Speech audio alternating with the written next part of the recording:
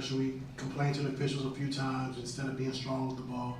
And usually the most aggressive teams are going to be the ones that get the calls. And they was aggressive in that fourth quarter, and we just didn't attack it the right way.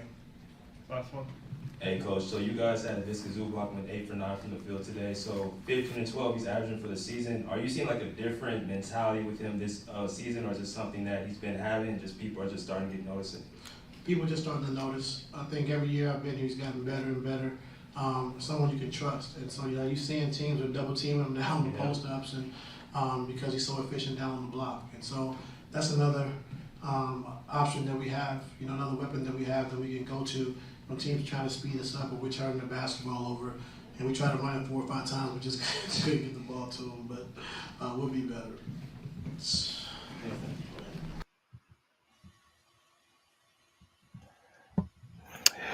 What's good, everybody? Welcome to the Pull Up Show. I'm your host, Mr. BJ Matthews, aka B. Just before we get started, follow us on the YouTube page, the Pull Up Basketball Podcast. Like, share, subscribe. All of our YouTube videos, hit that like button. Y'all come in here, hit the share, subscribe. You know what I'm saying? Hit the $ symbol right there, the Cash App. And you guys can donate to the Pull Up Basketball Podcast your own discretion by going to our our super stickers and super comments that are available right below. You guys can donate that way to the Pull Up Basketball Podcast on a daily, weekly, monthly, yearly basis. All right, so first thing is first, I want to give y'all a heads up. I know I've been out for the last couple of days. Last couple of games I've been out, not reporting. Be transparent with y'all, man. Like I say, I have a life outside of this podcast, and it's very rare I would ever miss a game if it's very important. So I had to tend to some situations with the family, so I was not able to, do these last 2 lives. And like my motto is, if I don't give y'all my full 100%, I'm not gonna do it at all. I'm not coming here half stepping. I'm not coming here, doing that, man. So I decided not to do the last couple games based off of that. And I said, I made a post yesterday on the community post saying that I'll be back on Monday. And here we are. So, I'm ready to give y'all 100% back again. This time for the duration of the season. So you guys will probably not be seeing me miss any more games. I'm back right. So everything is going steady to plan. But for the people that are inside the comment section, make sure you guys let me know that y'all in there. Hit the like button, hit the share, subscribe. He said, yo, what's good? The only one in boat. What's good, brother? Mrs. Davis said, hey, BJ and everyone, that was a great game last night. Let's see what they're going to do tonight. We need that win. Yes, we're on a back-to-back with the Chicago Bulls. So shout out to Mrs. Davis for that. You know what I'm saying? We got my man, Mr. Mass, in the building. Go follow my man, Mr. Mass, on his YouTube page as well. Great content over there. Great cooking information. You guys want to learn how to cook? Whatever recipes, he has so many great recipes over there to really show y'all. And also he talks some really good basketball as well. Shout out to my man, Mr. Mass. You said smoke them fakers. Yes, sir. We're gonna get into it, man. We're gonna talk about what happened last night between the Clippers and the Lakers, the first meeting of this season between the two.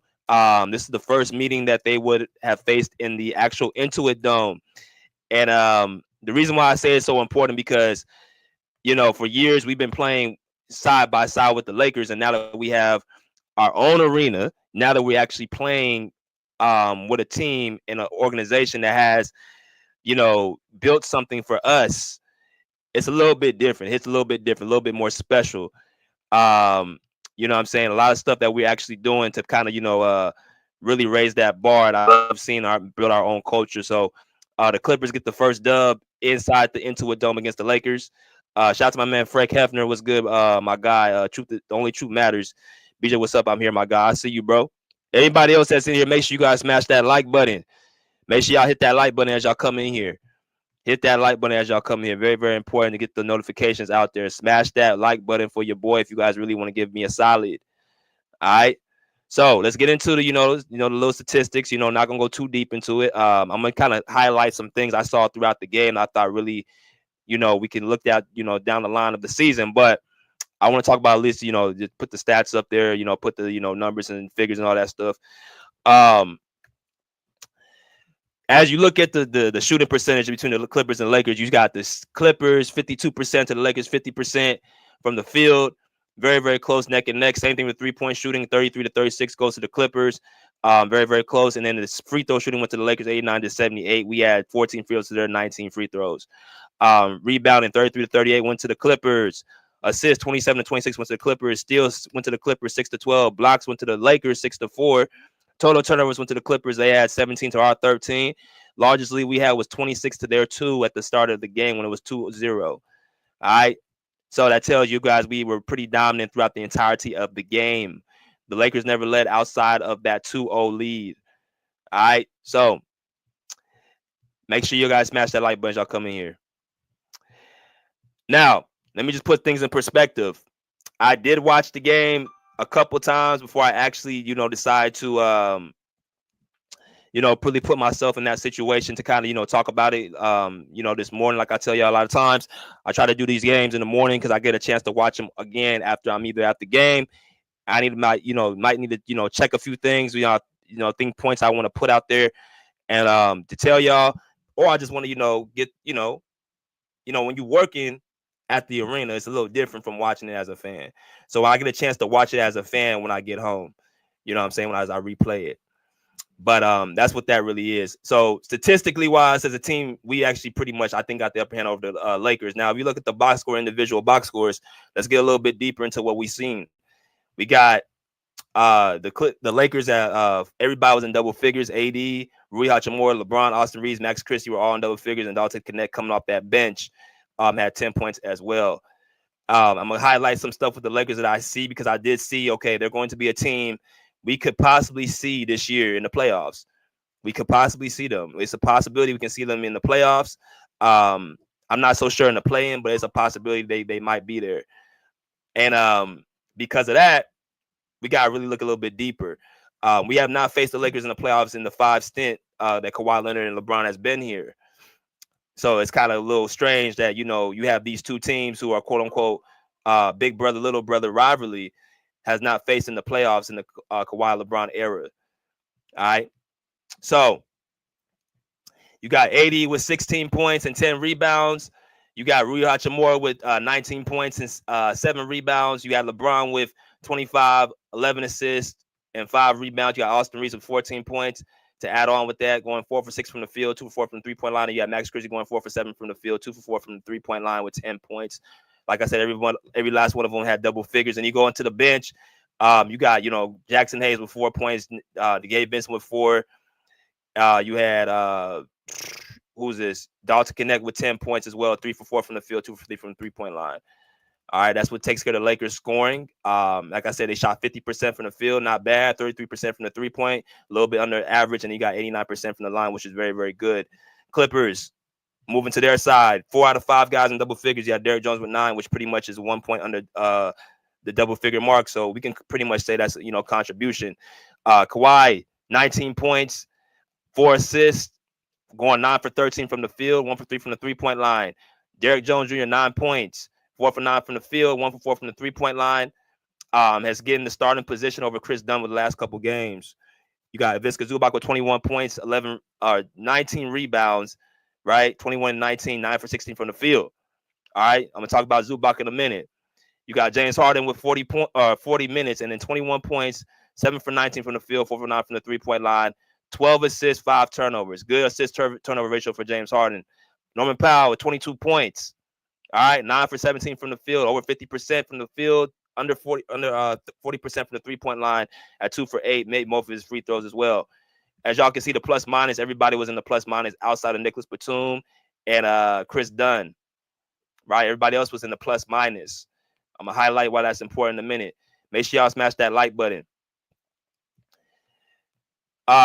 We the kids appreciate the $9.99 donation, my brother. He said, forget this game. Clippers refocus and beat the Bulls tonight. That's how we become a championship caliber team. I'm gonna highlight that point in a minute. But shout out to my man, We the Kids. This is the second time. We the key DJs. I'm sorry, I mispronounced your screen name, but appreciate the $99 donation, my brother. Continuously support, continuously like the page, share, whatever y'all like to do. I definitely appreciate it. I'm gonna come back to this comment because I think it's very, very prevalent. We talk about that as well. 25 people in the chat. Let's get these likes up. Get these likes up, y'all, por favor. So that took care of the starting 5. You got off the bench. Nicholas Batum, 6 points. Went back in the first quarter with an eye injury. Came back and played, which is good. He came back and played in the game. Mo Bamba, 3 points. 6 points for Amir Coffey. 8 points for Kevin Porter Jr. 1 point for Max Christie. I'm gonna go into some other things as well, what's going on, because I think it's time we talk about it. But looking at the player stats right here, we definitely got more contribution off the bench than the Lakers did. I thought that we also took over a matchup that was very, very important to take over, which I'm gonna talk about that in a minute as well. But all in all, it was a pretty good team effort. Everybody, flirting around 20 points, 4 out of 5 starters, which I think is a good balance. And then you got some key contributions off the bench. I thought the energy was good. I thought the intensity was good. There was a stint in that third quarter where the Lakers came back in the game, cut it down to I think 12 points. But after Kawhi Leonard got out the game in that fourth quarter, the Clippers started to answer the call. Norman Powell, you had James Harden, you had Ivica Zubac, of course, who was the player of the game in my personal opinion. All answered the call. You guys got to remember, since Kawhi is on minutes restrictions, a lot of these teams are going to feel more comfortable trying to make this, punch when he's out of the mix. This is his 5th game off minutes restrictions, so they're trying to actually move his, minutes up pretty slowly. Right now, they're 4-1 with Kawhi Leonard playing. Actually, 4-1 with the Denver game don't really count because he didn't play that game. But we'll say 4-2. We'll say 4-2. Beat the Hawks, the Blazers. He didn't play against the Blazers. The Hawks, the Lakers, it was the game that they played the other night at home. He played the Nets. That's the game he played against the Nets. And then last night. So they're really 3-2 with Kawhi Leonard playing. Right, losing to the T-Wolves and against the Nuggets. So this is a time where they're starting to really kind of ramp his minutes up a little bit. As y'all can see right here, it says status out. So there's a good chance that Kawhi Leonard will not be playing tonight off a back-to-back. All right, so that means what? Other players are going to have to, step up against the Chicago Bulls, who's also coming off a back-to-back. Also coming off a back-to-back, the Chicago Bulls coming from Portland. I got to say this, and I'm going to be honest with y'all. I ain't never seen so much load management in the NBA. I get Kawhi Leonard's situation. I really do. I get his situation.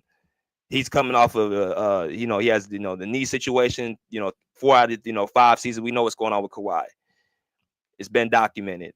But these other teams who just sit players out just to sit them out, I had a talk with somebody last night. I'm going to need to go too off kilter. And I just said, man, these guys used to play 70, 80 games, the star players, playing hard, both ends, right? A lot of these players at that time, in the 90s or in the 2000s, you had Allen Iverson, Kobe Bryant, Tracy McGrady, Vince Carter, Paul Pierce, Kevin Garnett, Tim Duncan. These guys are part of my era, Dirk Nowitzki. You didn't really see these dudes just taking off of games unless something's really going on. And I think that has to do a lot of the guaranteed contracts, which is a gift and a curse. When you get your bread, when you get your money, you get a chance to, make a decision if you want to play or not. If you look across the league, a lot of load management going on. A lot of players is just sitting out magically and put on the injury report, sore foot, sore ankle, sore knee, like something sore. That's what makes you out of action. I get Kawhi Leonard's situation, but all these other people who's just sitting out of games for no reason is really messing up the product of the NBA. I have to put that out there. We got 33 people in here. Let's get these likes up with 33 likes, y'all. But Kawhi right now, he's going to be sitting out tonight against the Bulls. I'm not so sure when he's going to start playing back-to-backs, probably not till the end of the season. This was a game they moved because of the fires. They put the Bulls, they were supposed to be playing on tomorrow, but they moved it to today, and then we got Boston on Wednesday, which I don't really mind because we're going to need them for Boston anyway. So we'll see what that brings. Shout out to Crooktown P. What's good, brother?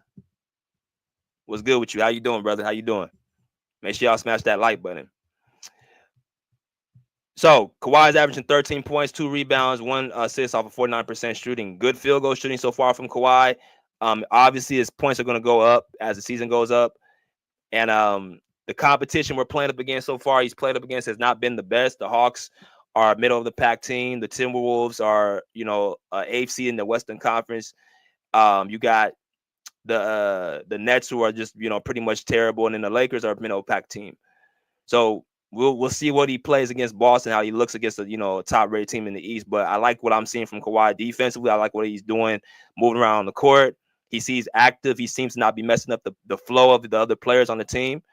So I like what I'm seeing from Kawhi's mental standpoint, right? So that takes care of Kawhi's situation. Now, let me tell y'all something about this matchup between us and the Lakers. This is obviously the first matchup. We got them again a couple weeks from now. Let me go ahead and pull something up real quick so y'all can see what I'm talking about. But this is the first matchup between the Lakers and the Clippers. Next month, we played them, I think, twice at Crypto. So that's going to be an opportunity to see what they like playing against the Lakers in Crypto. But based off of last night, I thought we looked. I thought we dominate. First of all, we dominated the matches we need to really dominate. Let's start off with the first one we looked at between Zubac and Anthony Davis. Ivica Zubac last night had a 20-19 game, and everybody will look at the numbers and be saying, "Oh, Ivica Zubac did this, that, and the other." But I'm a component of the eye test. I'm always going to be a component of the eye test. I'm not going to be a component ever of the statistics over the eye test. Eye test beats out the statistics every time. Oh, a guy had 20 points and 18 rebounds and 12 assists. Okay, who did he play up against? What was the offense looking like? Right? Did he dominate the basketball? What is his field goal percentage looking like? What was the body language of the team as he was? That's what I look at more than just the numbers. So you can sit up here and yell 20, 20, and 11 and 10 all day. Okay, I'm gonna watch the game and see what happened. I'm gonna see who he played up against. I'm gonna see what did he impact the game just offensively? Did he do anything defensively? Was he a liability defensively? Was his teammates feeding off of his energy, or was he just getting his numbers? I look at all those things going into my head as before I start saying this guy had a great game. Last night, Ivica Zubac took over that matchup between him and Anthony Davis.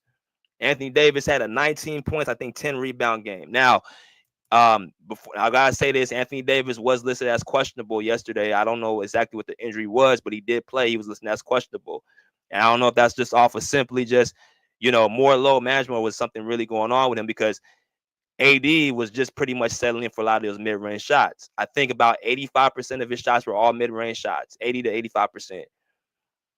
So when you talk about that, you're pretty much letting Zubac off the hook. But Zubac being not only smart, not only dominant and playing with force, he was actually playing with IQ. So what he did, he said, okay, I'm going to still play my position. I'm not going to get too close up into Anthony Davis's space.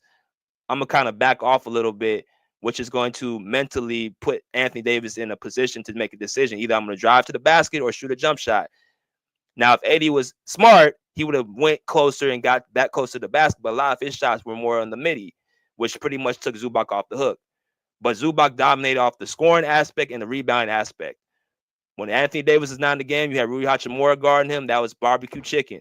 You had LeBron in there as well. He really didn't want no parts of Zubac as well. This guy is 7 feet, 240. Right? So, exactly. Zubac cooked AD last night. He cooked the whole. Really, what he did, he's made his impact known early in the game. The Lakers got problems against us because there's the thing. What's going to happen is in a series, that's a matchup that we're going to be exploiting. The Lakers' biggest issue, and I don't understand why they don't address this. They keep playing AD at the 5. They continuously play this guy at the 5. When he's playing, his game is not as a 5. They need to find a center or use somebody on that bench to relieve AD at the 5 position. Similar situation to what Kawhi is playing at the 4. I don't want Kawhi playing at the 4. Can he do it? Yes, but I don't want him doing it. I want him playing at the best position. AD can play at the 5, yes. In certain games, he looks very good, but in other games, he looks like, okay, I see why he's at the 5. Last night, you can see why Zubac's a 5 and AD's a 4. That's why in the bubble, and people don't talk about this, when they had AD with Dwight Howard and JaVale McGee, you had 3 7-foot centers, quote unquote, three big men.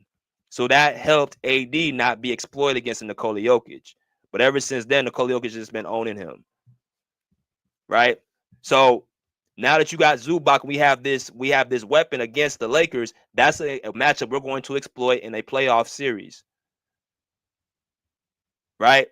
So I still need to see the rest of I need to see them play him again. Maybe AD had a bad night, or AD, well, he didn't really have a bad night, but maybe he plays better the next night. But as far as Zubac, he's been consistent the entire season, shooting 61% from the field, 15 points per game, 12 rebounds, 2 assists, and his impact on the game in itself, he's not playing for numbers. He's playing to win. He's getting those extra possessions. He's making his shots around the basket. He's taking advantage of his opportunities for the most part. My question is, and that's what I'm about to say, is Zubac a top 5 center in the NBA? Is he a top 5 center? Mo Bamba put that out there. He's a top 5 center. I've said it before. He is a arguably top 5 center in the league. You got Jokic. I don't count Embiid this year because Embiid's been out. Jokic. You got Domantas Sabonis. You got Karl Anthony Towns. You got Karl Anthony Towns, who's a top 5. And then you got Zubac. You got to plug in there. Based off of the numbers, based off of the statistics, based off of his impact, he is right there in that top 5 center. He's better than Rudy Gobert. He's better than Jonas Valanciunas. Jared Allen. I think he's better, a better overall center than Jared Allen. But there's a discussion for this guy to be because he's been so consistent. What did Manny say? He said, I'd rather have Zoo over Sabonis, honestly. No, I'd rather have Domantas Sabonis. Domantas can do more on the court than Zubac. He's more athletic. He's better offensively. He can make. He's more of a, you can build a team around Sabonis. You can't really build a team around Zubac. No, I'm taking Domantas over Zubac. So yeah, I would disagree with that, but it's a conversation. He said, Stump said, I think Zoo is better than Bam this year. Well, that's the thing. Bam's not even a 5. He's a 4. He is a 5. He's a 4 disguised as a 5. You understand? He's a 4 disguised as a 5. Is Wembeast over Zubac?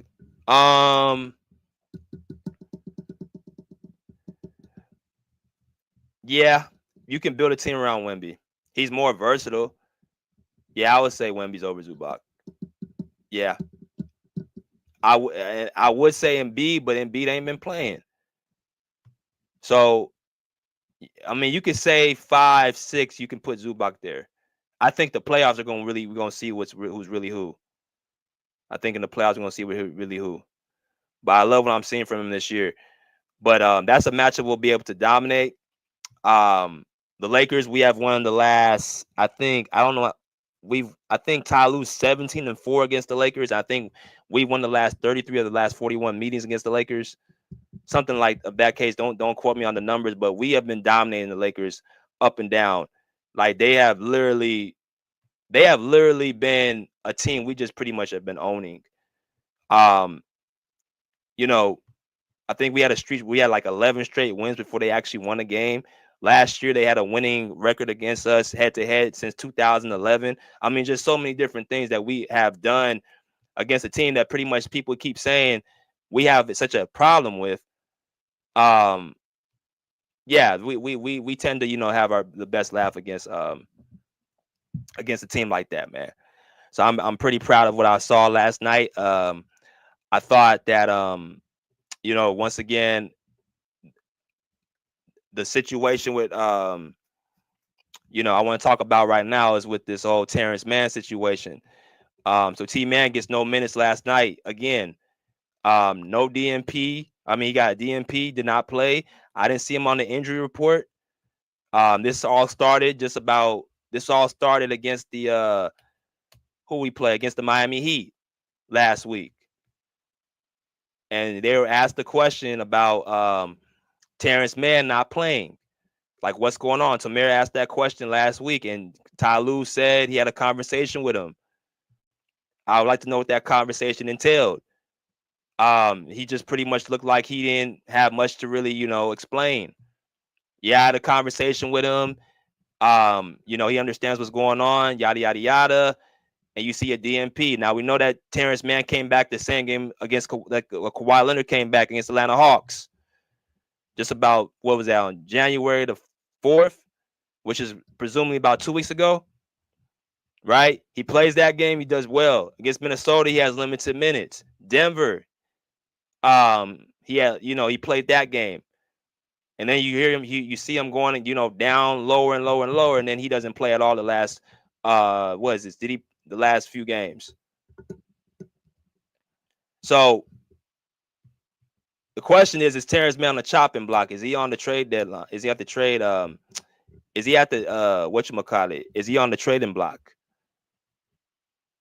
See, teams against Portland and Brooklyn are pretty much bottom feeding teams he played, and he only played 8 minutes against Brooklyn. He only played 8 minutes against Brooklyn. So I don't know what in the world is going on with Terance Mann, why they're not playing him. Only thing I can think of is that he's on the trading block. So if he's on the trading block, then who else is on the trading block? Bones Highland on the trading block. And then you hear so many different stories about the Clippers are trying to get another piece. You hear Robert Williams, you hear Eric Boucher. I don't think either one of those players are the answer. I said they need a stretch forward, a guy who can stretch the floor and shoot 3-point shots, not a guy who's running to the rim and looking for alley-oop dunks. We already have enough of that. We got enough athletes on this team.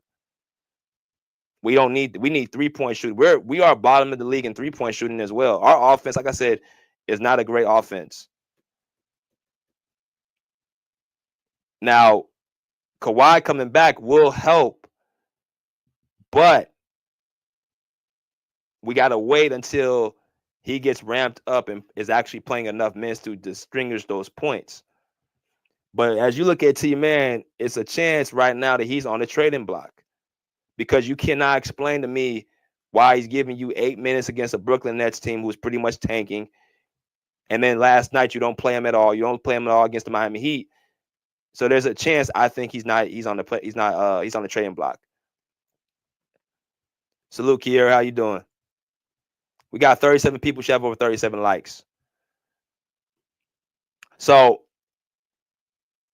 like I said, man, last night's game, watching it, I thought the biggest thing that stuck out was, of course, the Zoo, his presence.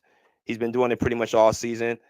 The Terance Mann situation, of course, is sticking out. I thought, Kawhi is getting back into, rhythm. I think defensively, he's pretty much not lost the beat. He still covers his defensive rotations. You see that he's not guarding the best guy. I think he started off on LeBron to be started the game, but then he moved to Austin Reeves.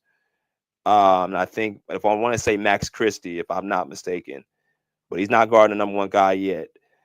But based off of the schedule we currently have, we have a pretty favorable schedule coming up. And I'm not talking about the back-to-backs. I'm talking about the competition level we have against. Like we play, make sure I pull this up. We got Chicago, who's going to come in, who's coming off a back-to-back, who's a pretty much play-in team in the East. We got them. We got Boston coming up as well. See if I could pull something up real quick. Let me pull this schedule up. Pull the schedule up for y'all right now. So we're pretty much halfway through the season right now as far as the games are concerned. So as we look at our schedule right here, the Clippers schedule, you got Chicago, Boston, Washington, Milwaukee all at home. So 4 of those games are pretty winnable games against, Chicago and Washington. Chances are Kawhi will not play against the Washington Wizards. He will play against the Boston Celtics. Then you got Milwaukee, who's going to be it's going to be a coin flip. Which way that game's going to go. Then we got Phoenix in Phoenix. They just beat the Pistons. They picked up a new player. I think his name is Nick Richards, the big guy from Charlotte. He seems to be a pretty big presence for Devin Booker and Kevin Durant as far as a big man, bringing some toughness, able to set screens, things of that nature. You got the Spurs coming up in San Antonio, the team that we got destroyed by We'll see what happens that game. We got Charlotte and Toronto, pretty bottom feeding team. We got the Lakers again back at home. We got Indiana, Utah, Memphis, Utah, Milwaukee, Indiana, Detroit. So it's some tough games, but I think we've bought enough time to allow Kawhi to get into rhythm where he's going to be able to, be close to his normal self and, this stretch. So I like what I'm seeing. I like the intensity, and we just got to keep it up. And you got to take care of Chicago tonight, of course. And I'm going to be interested to see who's going to be playing, who's going to be sitting down on the bench. But I'm going to go ahead and drop this link after I go ahead and play this 2 minutes clip, and then we shall be back. All right.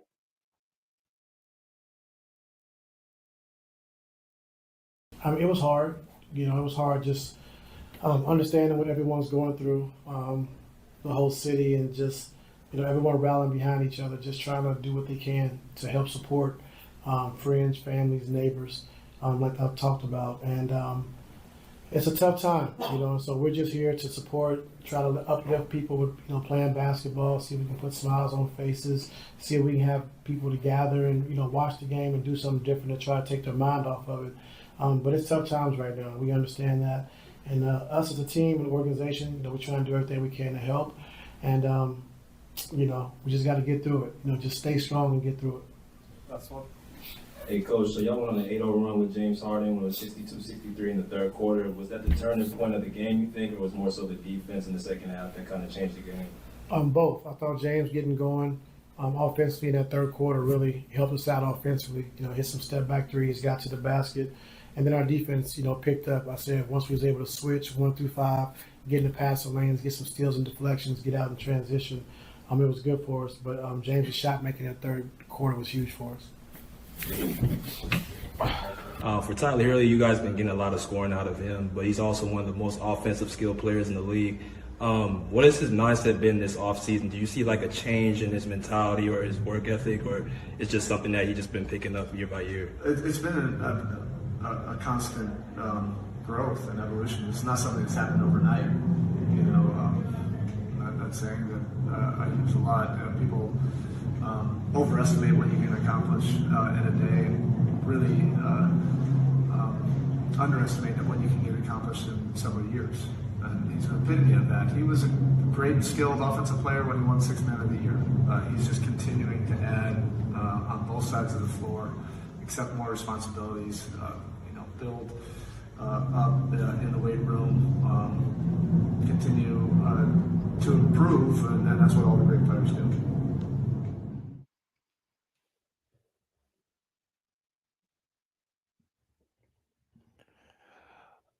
All right, y'all. So we got 38 people up in here, man. We should have our likes up around 38 likes. Like I said, man, keep smashing that like button and make sure y'all donate to the Pull Up Basketball Podcast. Just like I'm about to go back to this guy right here, or women, whoever gender they are. They say, forget this game. Clippers refocus and beat the Bulls tonight. That's how we become a championship team. Yes. And see, this mindset right here is the mindset I have all season. Okay. Because, and I'm going to talk about myself throughout the past few years. I have been guilty of speaking a little bit too soon and open my mouth a little bit too quickly. I'm going to be honest about that because you never know what could possibly happen down the fork of the road. Now, do there times I still put certain things out there like, okay, I see something, this might happen. Yeah, I still put that out there. But when I see something like the Clippers who've experienced year after year the same problem, I'm not going to be as quick to say, okay, this is what's going to happen with this team, because we've been having a lot of bad luck the last 4 seasons.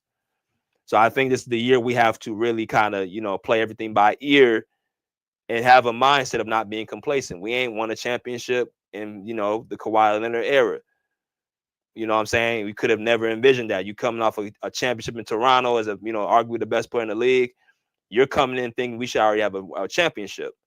So as far as I'm concerned, we have not done what we're supposed to do. Now, majority of that is simply off of just injuries. But that's part of the situation. We have not won. So when I hear people get all excited over regular season wins against teams that are not very competitive and not giving a chance to let Kawhi Leonard come back, I'm not going to be a part of that train again. I'm not going to be part of that party again.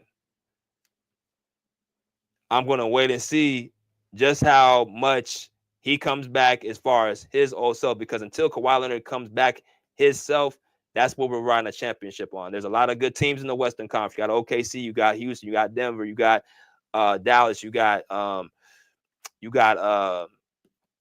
you know what I'm saying, teams like, of course, us. The Lakers have been, even though they've been struggling, you guys still, you still got to give LeBron James and Anthony Davis, a fighter's chance.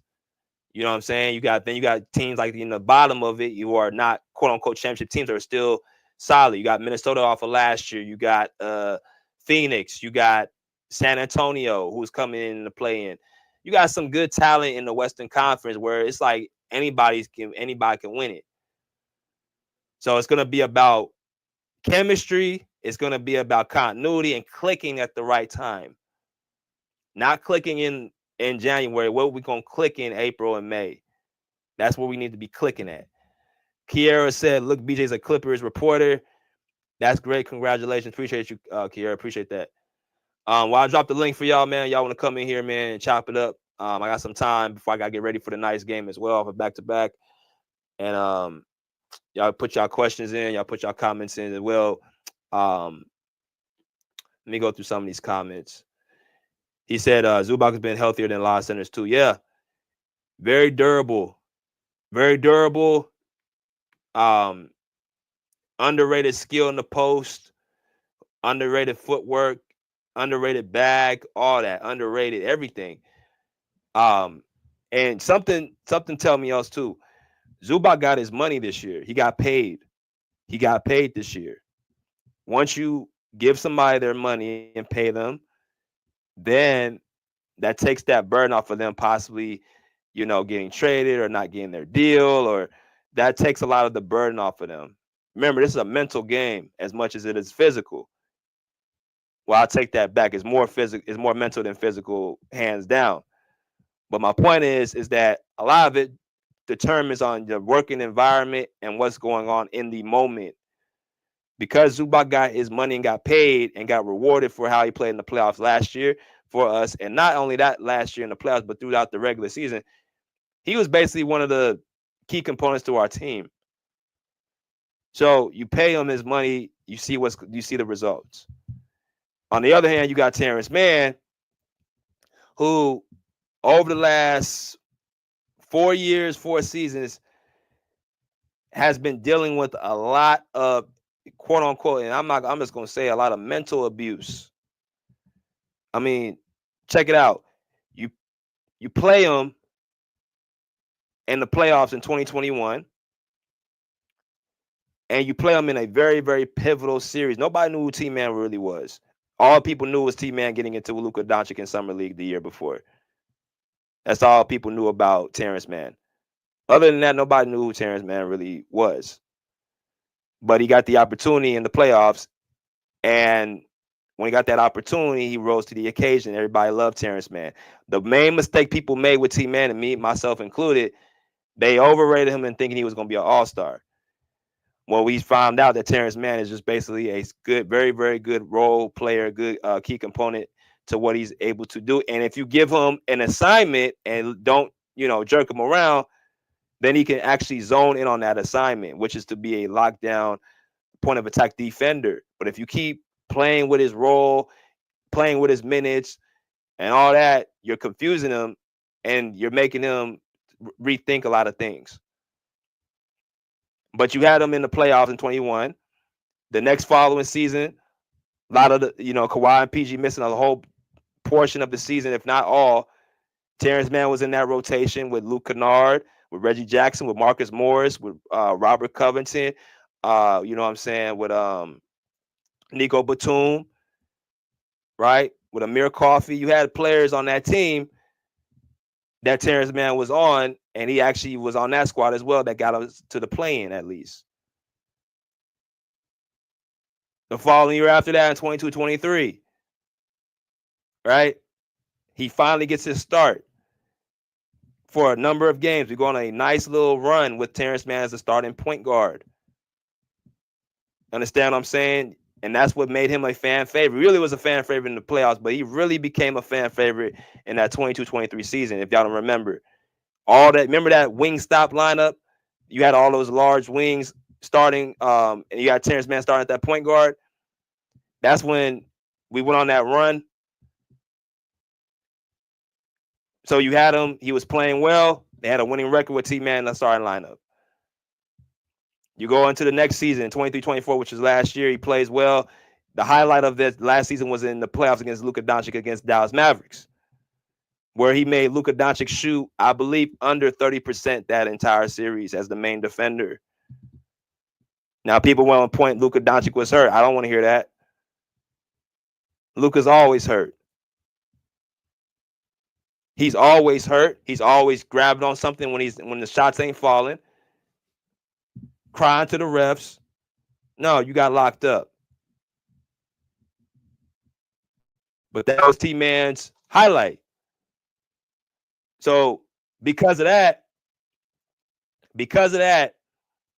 he gets his contract.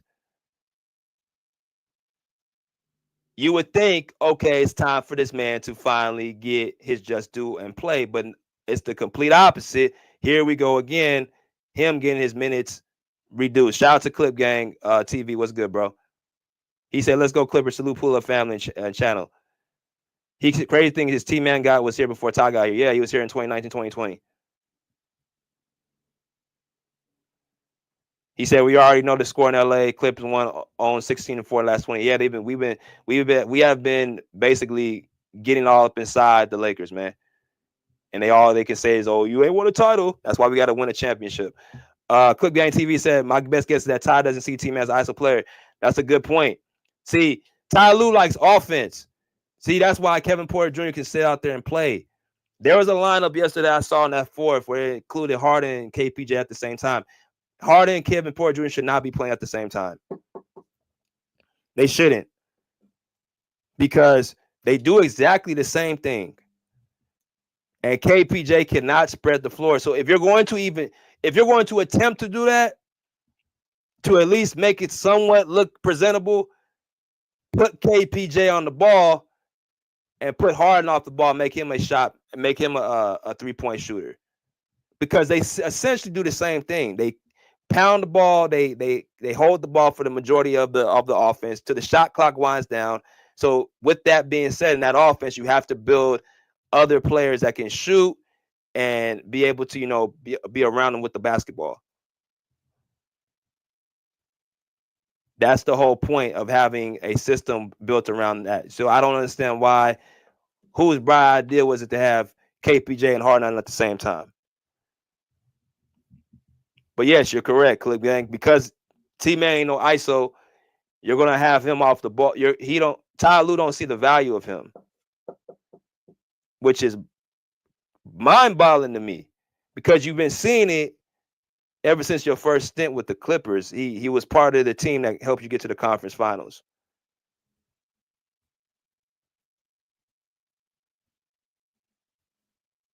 So that was my whole thing with T-Man. It's a possibility he's going to he ain't traded. And you know what? I hope he gets traded. Not because I want to see him leaving, because this guy shouldn't be spending these years wondering where his role is. He shouldn't be spending these years in his thought, in his head. Like he's trying to support his teammates, but he knows he should be out there. When you got guys who just came onto the team playing over a proven playoff performing piece, that messes with your psyche. Chris Dunn has now been regurgitated back to the bench for Derrick Jones Jr. KPJ, we see the flaws in this game, but the thing about KPJ is that dude has the ultimate green light to do what he wants to do.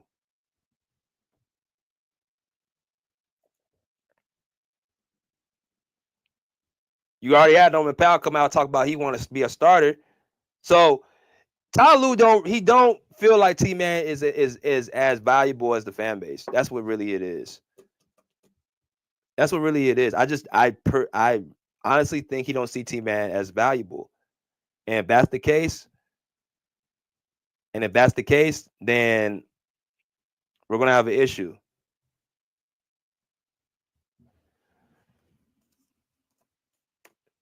He said, "Clip gang, yeah, this is live, bro. There's a link. Click the link."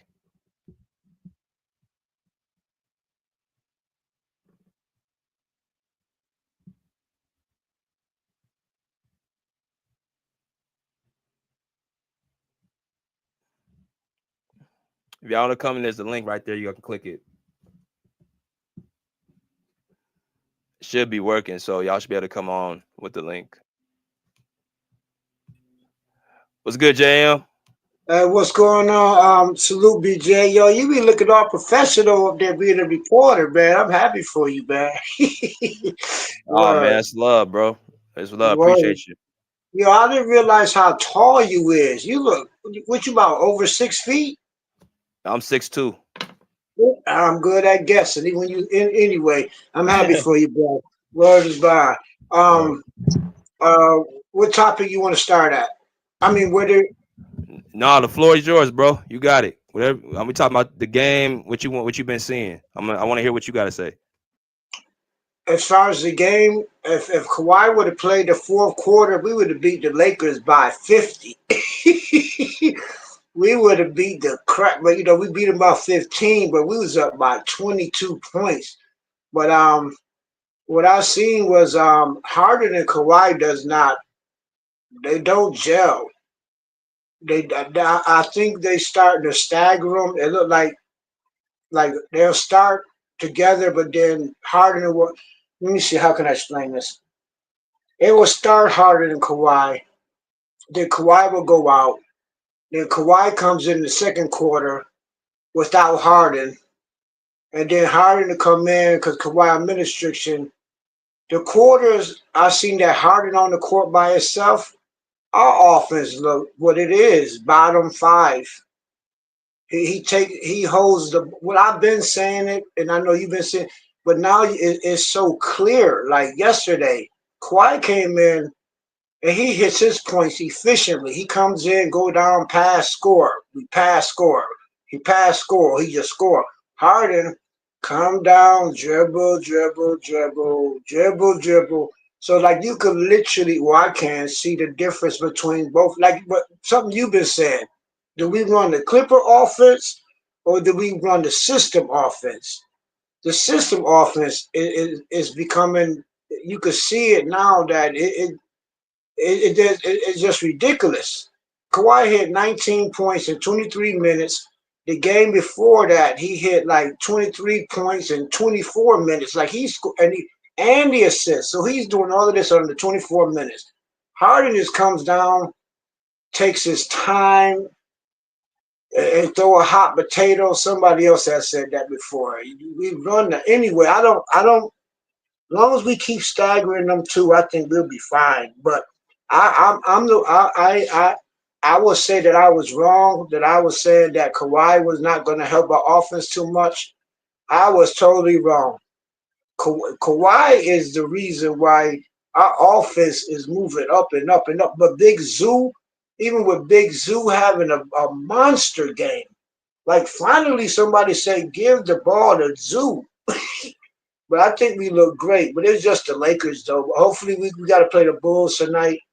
And with Kawhi not playing, I don't agree with this minute restriction. If Kawhi going to be on minute restriction, he should at least split it up. Let him play in the fourth quarter, because that's when we gonna need him against better teams. We gonna need him in the fourth quarter.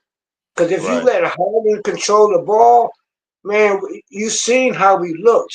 But T-Man is getting screwed over, but he didn't play yesterday because he's supposed to. And they finally asked T-Man. They finally asked Ty Lue about that yesterday, or Hoop Jab, whatever. And he said, yeah, he know T-Man deserved to play, and he, blah blah blah. So clearly somebody's getting in his ear, like, why is T-Man not playing? Maybe it's the fan base, or somebody else doing it. But he addressed that for the first time in his interview. He said, it's not fair to T-Man. You know, he deserved to have minutes. But then he goes with a but. So I don't know. But last little tidbit. You could get this off of Clipperholics, whatever. I follow a lot of different beat writers. Mm-hmm. Lawrence Frank has the green light to go get Jimmy. Like I said, I'm putting the reference out there. Clipperholics report. Thomas Airy, one of them. Another beat writer. He has the green light to go get Jimmy. And we would have been got. Only thing that's hesitant right now is because Jimmy got suspended for them 7 games. But we still got the green light. Well, Lawrence Frank, not we. I don't own the Clippers or nothing. Green light to go get Jimmy. Whatever it takes to get him, we got the green light to go get him. And I dropped the mic, like Clipperholics, whatever. Well, you an inside man, so you probably been hearing some chatter. But yes, we're probably going to wind up with Jimmy, and maybe that's who T-Man go get traded for. Like I said, if T-Man get traded, it's going to be for somebody big because he's that valuable. And I hope he do, so he can have I hope he stays. But if he goes somewhere else, at least he have a time to play because he wants to play. He said that he wants to play.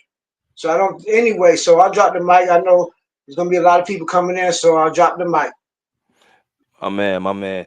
Let me go to my man Robert. What's good, Rob? What's up, BJ, man? How you doing, brother? I'm good, bro. How about yourself? Oh, you already know. What's up, JM, man? I haven't seen you in here in a minute, B. How you doing? No, what's going on, my bro? I have bad signals, but I'll still be around, listening, even if I'm just listening. I'll be around. Hey, man, look, hey, let's go Clippers, man. We won that game against the Lakers. Hey, that's all I care about, man. Fuck them Lakers, man. But you was right, Jamie, about T-Man, man. I did. I watched Hoop Chat like you last night, and what you said is correct. You know, so somebody's in his ear telling him something. I don't know, but it's criminal what they doing to T-Man, man. Like honestly, I'm with you guys. They should just trade him. If you're gonna do this to him, might as well just trade him so he can go get some play somewhere else. You know what I'm saying? You know, and but anyways, last night was a good game. You know, I'm glad the Clippers came out to play. You know, I still, like I said, I don't think KPJ should be getting more minutes than Man, but you know, like we already know how that's going. But it was a good game last night. Harden played good. He like I said, Harden's a better player when he's just facilitating and he's not trying to look for his own shot. When he's just jacking up shots, that's where I have a problem. But if he plays like that, like how he's supposed to play, run the system, get Kawhi the ball, get everybody that needs the ball, they put them in the positions where they need to be. You know, and we're going to be just fine. As long as he's not jacking up bullshit, we're going to be just fine. You know, and because I love the way we played yesterday. Honestly, you know, a lot of Clipper fans are talking about we should go get John Collins or whatever. You know, I still think, and this may be unpopular, I still think that we are a good enough team if Ty Lue plays the right pieces right. But that's the thing. Ty Lue, you know, everybody call him this genius, this super genius, but sometimes he be making a lot of bonehead plays. Our bonehead situation, it's just like for this genius. What's up with all these different rotations? You know, but anyways, I digress. The Clippers played a good game. You know, they play good. I know Kawhi's not playing tonight, so that should mean T-Man should be getting a lot of minutes tonight. He shouldn't be sitting on the fucking bench, which a lot of people will assume the reason why he's sitting on the bench is so he doesn't get injured because they are about to trade him. So, but honestly, like I said, the Clippers played great last night, man, and I love it. I love to see Kawhi going out there doing his thing, man. You know, he looked good. He looked good last night. He was getting to his spots. You know, I agree with JM. I think he should be playing more of the fourth quarter. So I think he shouldn't be playing as much second quarter. But that's just me. But other than that, the Clippers we're doing what we're supposed to do, man. Let's just keep going, keep winning, and keep getting chemistry. And man, let's go Clippers. For sure, for sure. Good take, Rob. Good take, JM. Let me go my man Mass, or let me go to Mingle. Now I'm gonna go to Mass real quick. Let me go to Mingle real quick. What's good, Mingle? What's going on, What you got, bro? man? That was a really good game with the Clippers versus the Lakers. I mean, they was beating them from the jump to the end. Like, didn't they lead the whole entire game? I think they did. Yeah, they was Oh, up until like the beginning when they were up 2-0, the Lakers. But yeah, we beat them the whole game. You know, towards yeah. the end, LeBron stat pad. And also, see, Kawhi. One thing about Kawhi, like I always tell people, and I always been saying this, and I'm gonna keep saying it. If Kawhi healthy, like on the court and all that, I still think he's the best player in the NBA. I've been saying it, and I'm gonna keep saying it, and that's just how I feel. That's just me. I know a lot of people gonna disagree with me, but that's how I feel about it, you know. And but he just can't stay healthy. That's his problem. But yeah, that was the good game last night, though. It was just it was masterful basketball, if I could say that. Like that was really good. That's how you're supposed to play. If the Clippers can play like that every time out, and Kawhi can stay upright and help the team like he's supposed to. And he only played 24 minutes last night. Kawhi did. That's another thing. Mhm. He on the time limit. He on minutes restriction.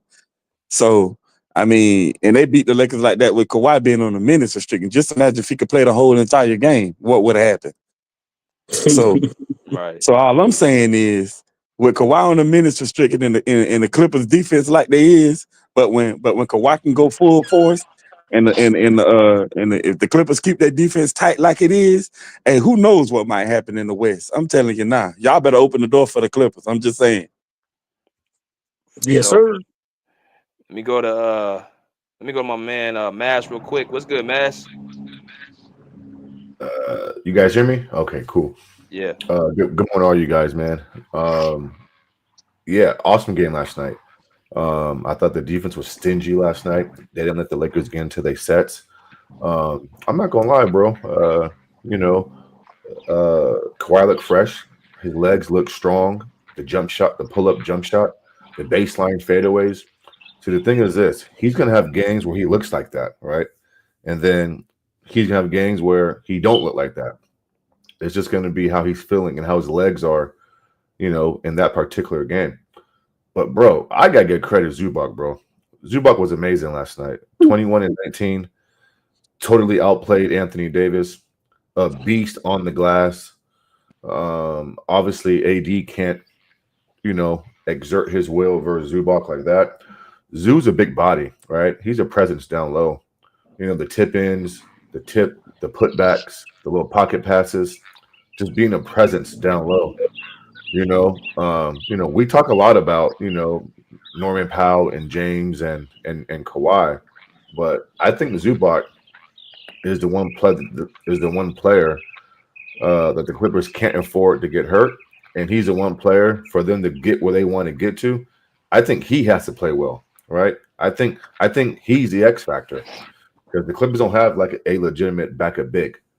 And so he needs to do a good job by staying out of foul trouble, playing good defense, attacking the glass, finishing around the rim when he gets his touches, because they don't go to him enough, right? I mean, he has good post game. Even last night, he put his back to the basket a few times and got the mismatch. And it was just an easy, left hand or right hand hook shot over either shoulder. So I'm big on Zubac, right? I think Zoo is the X factor. I thought Powell played okay last night. It was a good solid win, bro. Powell had 22. Harden had 21 and 12. So that was a good game. You guys didn't get much from the bench, but your starters, you guys had 1, 2, 3. You had 4 guys in double figures. The only starter that didn't score over 10 points was Derrick Jones Jr. But again, that's okay because there's other ways to impact the game other than scoring points. And so, I mean, he was a plus 19. So listen, the Clippers are 24 and 17. I think they're 5th or 6th in the West. They're a chippy team. They're coached very well. They're a top defensive team, so they're going to be in games. For me, it's going to come down to James Harden, You know, when the moments become the moments, the big games, he doesn't turn the ball over in the fourth quarter. And does Kawhi have enough in the tank late, you know, just to beat Kawhi Leonard? Here's my last point, and then you got it, BJ. I agree with what Mingo said on his opening statements. I don't understand why Kawhi's not playing fourth quarters. You know, I'm okay. So let me get this straight. He plays the first and second and third quarter, but if he plays the fourth quarter, that's going to impact his body. Like the first three quarters ain't going to impact his body. Like either you are cleared to play basketball and you're just full throttle and just go for it, or don't play at all because that's teasing the fans. Because again, I got to make this point. If he's not in the game in the fourth quarters in crunch and winning time, then how is his teammates going to get used to him in those moments moving forward? There's going to come games. There's going to come games where, you know, he's going to be put back into the starting lineup. I'm sorry. There's going to be games where he's playing the fourth quarters and some of his teammates aren't going to be used to him on the court, and it's going to throw the offense off a little bit. And it may take a few games here or there just to get used to him in those moments. So I don't understand the philosophy of him not playing fourth quarters. He's been clear to play basketball. But this is why these guys get paid the big bucks. You know, we're just second guessing. We're playing Monday morning quarterback. But I will say this, though. Last night, the Clippers had a big lead. The Lakers tried to come back a little bit late in the third, you know, early in the fourth. But the Clippers kept their foot on their neck. So I guess last night, you know, it really wasn't a big deal. But I want to see Kawhi in the fourth quarter with James and Norman and Zoo so they can get some chemistry going because, you know, they need to start figuring out lineups and how Ty wants to end these games, rotations, and so on and so forth. But overall, man, great game, great win, you know, 24-17. Here's my last point. Tyronn Lue needs to be considered for Coach of the Year for the job he's done up until this point. You know, injuries, Powell's missed tons of games. Kawhi's missed games. You know, James missed some games. And he got his team a top 5 defense. And they're 24-17. You know, one of the best teams out west. I really hope that Ty gets his credit and his name is going to be mentioned moving forward and possibly Coach of the Year. That's all I got. For sure, man. Maz, I want to piggyback off that too. With players need to be playing if they're getting these deals. Because that's the problem that's going around the league. Like all these guys I'm just seeing just sitting out and like playing like all cautiously, not even like you said, teasing the fans. I think it's a lot of it because of the guaranteed money. I ain't never seen an era like this where everybody's just missing games and, you know, not playing and stuff like that. It's kind of, you know, it's kind of a bad thing, but I'm gonna go back to that. Let me go to my man Skills. What's good, Skills? What it do, BJ? Salute to the channel, salute to the panel. Hope everybody's doing well. I agree with majority of what everybody said. I really don't have a lot of pushback. I will call out what I seen in the game last night. I think the game last night, for the most part, the Clippers played well. I didn't like the 3-guard lineup that he went with. I think maybe it was in the end of the second or something that allowed the Lakers to kind of get back in the game. And it wasn't so much the 3-guard lineup, but it was the fact that we didn't have a big out there and we had KPJ and Harden playing together, which is weird to me. And then we had another guard, Norman Powell, and that kind of allowed Brian to kind of get downhill and get some momentum going. And they kind of cut the deficit from like 20 to like 15 or 13 or something like that. But I feel like they wouldn't even been able to cut it down at all if we didn't go with the 3-guard lineup. Another lineup that I saw that I actually really liked, I think it was in the last game. It was a small ball lineup with Nicholas Batum, Kawhi, Derrick Jones Jr., Christopher Dunn, and T-Man. That actually is a pretty decent lineup that I would like to see more of, like if we go small ball, which it seems like that's what we're going to have to do. But as far as the Lakers, man, that was the win that I expected. I'm not going to make too much out of these 3 games. These teams that we beat were kind of like mediocre teams, so I expected the W. I didn't expect to lose any of these games, so they're just doing kind of what I expected. I did like what I saw out of Zubac. I like what I'm saying out of Kawhi. Really, he playing 21, 22 minutes. I really don't care how they split it up. Would I like to see him in the fourth? Yeah, that's fine. But if he run out of minutes in the first 3, then so be it. It's not like we really needed him in these games because they would blow out games going into the fourth. So if you can rest the star players, I'm all for it. Sit him down, sit Harden down, sit them all down. No need for them to be out there in the fourth quarter if we have a very commanding lead. I do agree with Mars. I do like the coaching that I saw last night outside of the 3-guard lineup. I don't know what T. Lue problem is and his fascination with this 3-guard lineup. And that'll work on teams like the Lakers, but it's not going to work on these teams that's better and bigger. You can't have 3 guards out there, and you definitely can't have KPJ and Harden out there at the same time. They do the same thing. They make the same type of turnovers. It don't make sense to have both of them out there. But for the most part, man, I like what I see. We need to keep it up. We need to have the same intensity tonight. Nothing is going to satisfy me but a W. When we playing these mediocre teams, I'm expecting W's. But that's pretty much all I have, BJ. I appreciate your skills. Let me go to let's go to Bruce. What's good, Bruce? What's up, BJ? What's up, everybody? Happy MLK Day. That's the only thing to celebrate today. Shout out. Glad to see the Clippers play the Lakers at home. Their real home. They were renting forever. Sometimes when there was some Clippers game, you see a lot of Lakers fans. So finally, Clippers have their own house. So it was good to see. I like Kawhi playing under restriction. People might forget, but Kawhi played some restriction in Toronto when they won. So I think last season he played a lot of minutes, and then what happened in the playoff? So you have to be cautious with the guy. I think for the rest of his career, there has to be restriction minutes. So it was good to see Kawhi, but I was hurt. I was sad seeing Kawhi because we never gonna get the Kawhi career he could have gotten. We have to blame his body for robbing Kawhi from being one of the top 3 greatest players of all time, to me. I think I like the Clippers winning under the radar. Nobody's talking about the Clippers since Kawhi joined. Clippers were favorite, or this team is gonna come. Clippers gonna come out of theirs. So nobody's talking about the Kawhi, the Clippers. So I'm happy. It was a nice win. That's good. I mean, it's okay. I mean, it's the Lakers. I mean, the only good thing about them now is the name. I don't know. That's not that impressive. They beat the Lakers. Okay. I mean, they have to beat the Bulls too. Keep winning the games. Keep putting the wins. Keep stacking the wins. And nobody talks about the Clippers. Build chemistry. I agree with what everybody said. Ty Lue, Coach of the Year. He could get some votes, but if you were like in top 3, I would consider him top Coach of the Year. Finish the season at top 3. You should be Coach of the Year to me, because considering with every injuries and all the things going on with the Clippers, but Clippers have been playing well. They beat teams they're supposed to beat, blowouts, stuff like that.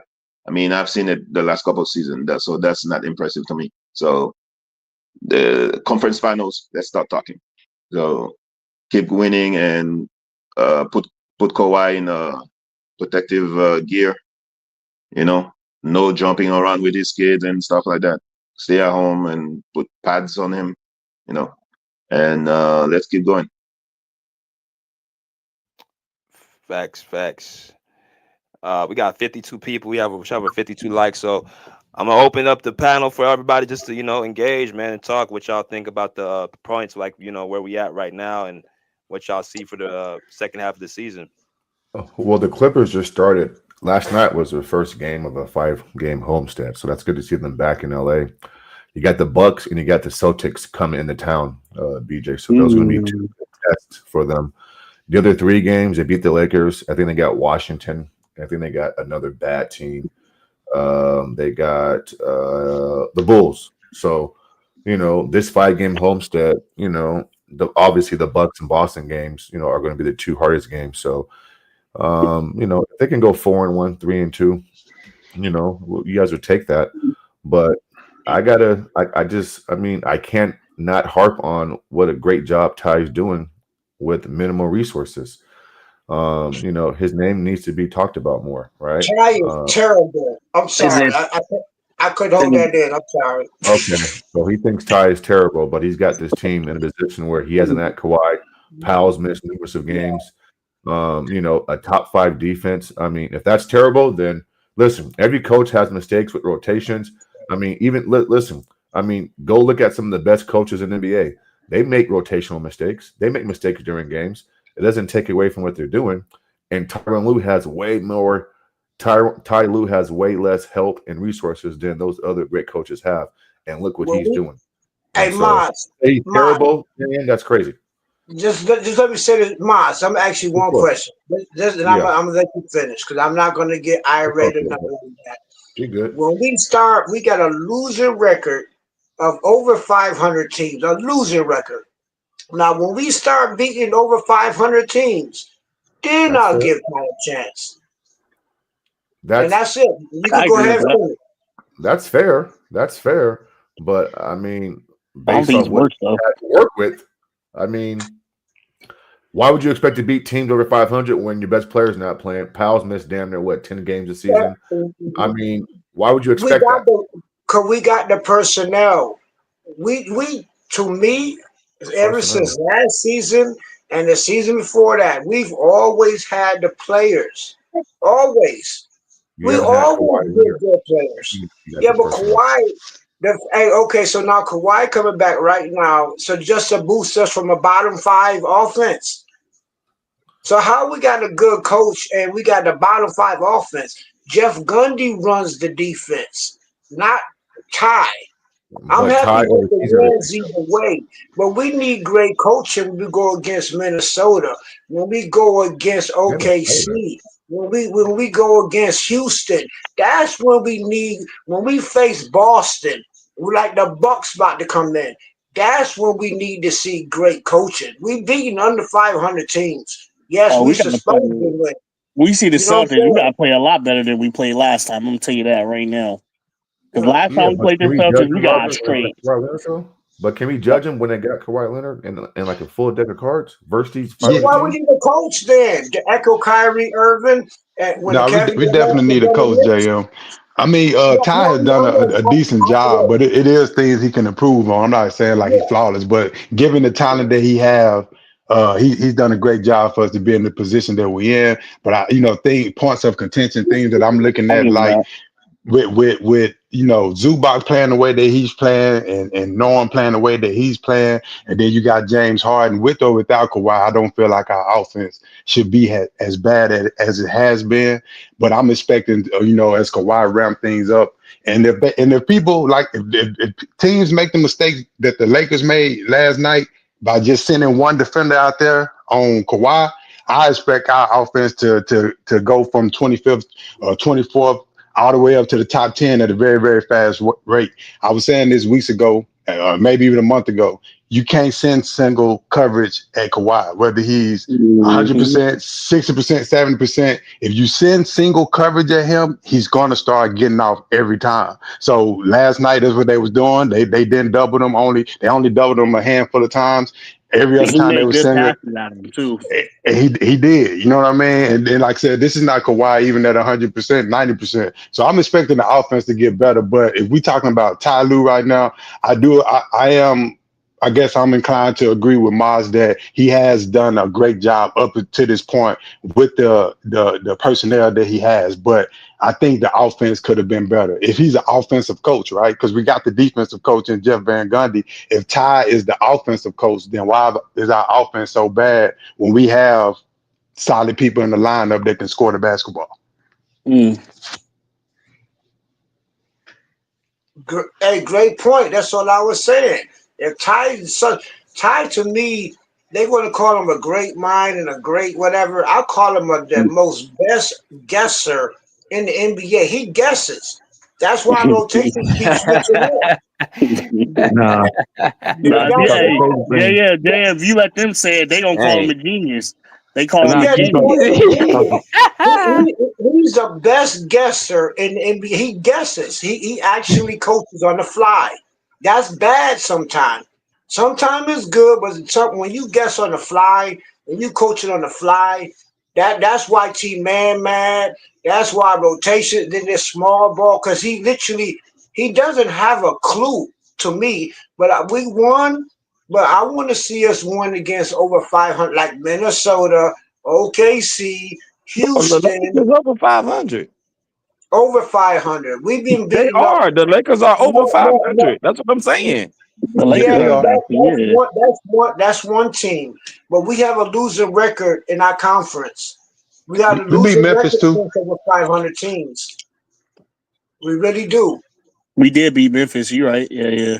Yeah, we beat. I mean, our time coming, JM. You know, a lot of them teams, over 500 teams. We didn't have Kawhi when we played those teams. Like, I'm Yep. expecting a good matchup against the Bucks. I'm expecting a good matchup against the Celtics. Whether we win or lose, I don't think these are going to be blowout games. I think the matchups are going to be really good. I'm actually think we're going to take one of those games. I'm For still sure. undecided Well, whether I it's just going to want be to the see Bucks a or skill. I Celtics. want to see us play better against the Celtics this time around because last time they stomped us. So You I want know, to make. man, I was talking to I think it was BJ and Monty like maybe a week or two ago, man, and we were talking about the Celtics, and I really sat back and thought about it. I want to watch some clips of the Celtics this season. I actually think we match up well with the Celtics. Like now that I'm looking Mm, at everything, looking at who they have over there, who we have, like our full lineup, it's really gonna come down to coaches. Are we gonna play the right pieces? But they got some unstoppable players. We got some unstoppable mm, players. We got good defenders. They got good defenders. They got big yeah. men. We got good big men. They got good wings. We got solid wings.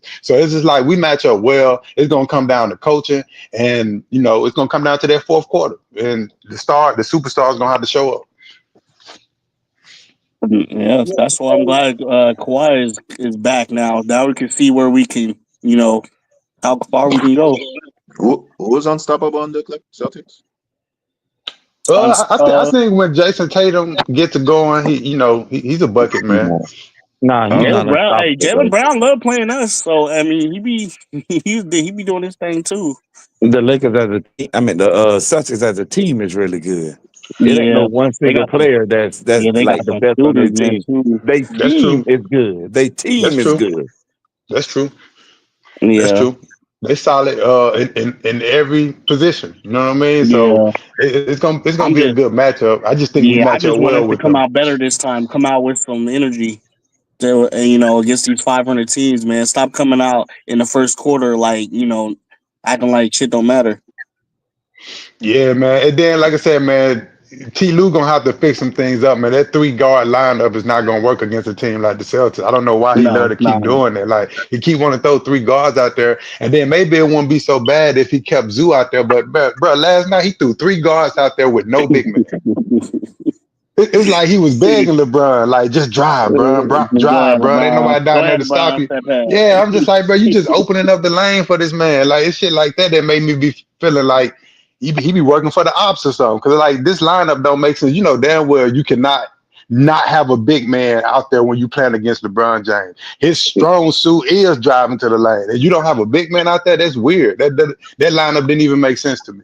He Oh, probably was. He probably was working for. He probably was low key trying to get the Lakers to win, but the Clippers just happened to pull it out because they so good defensively.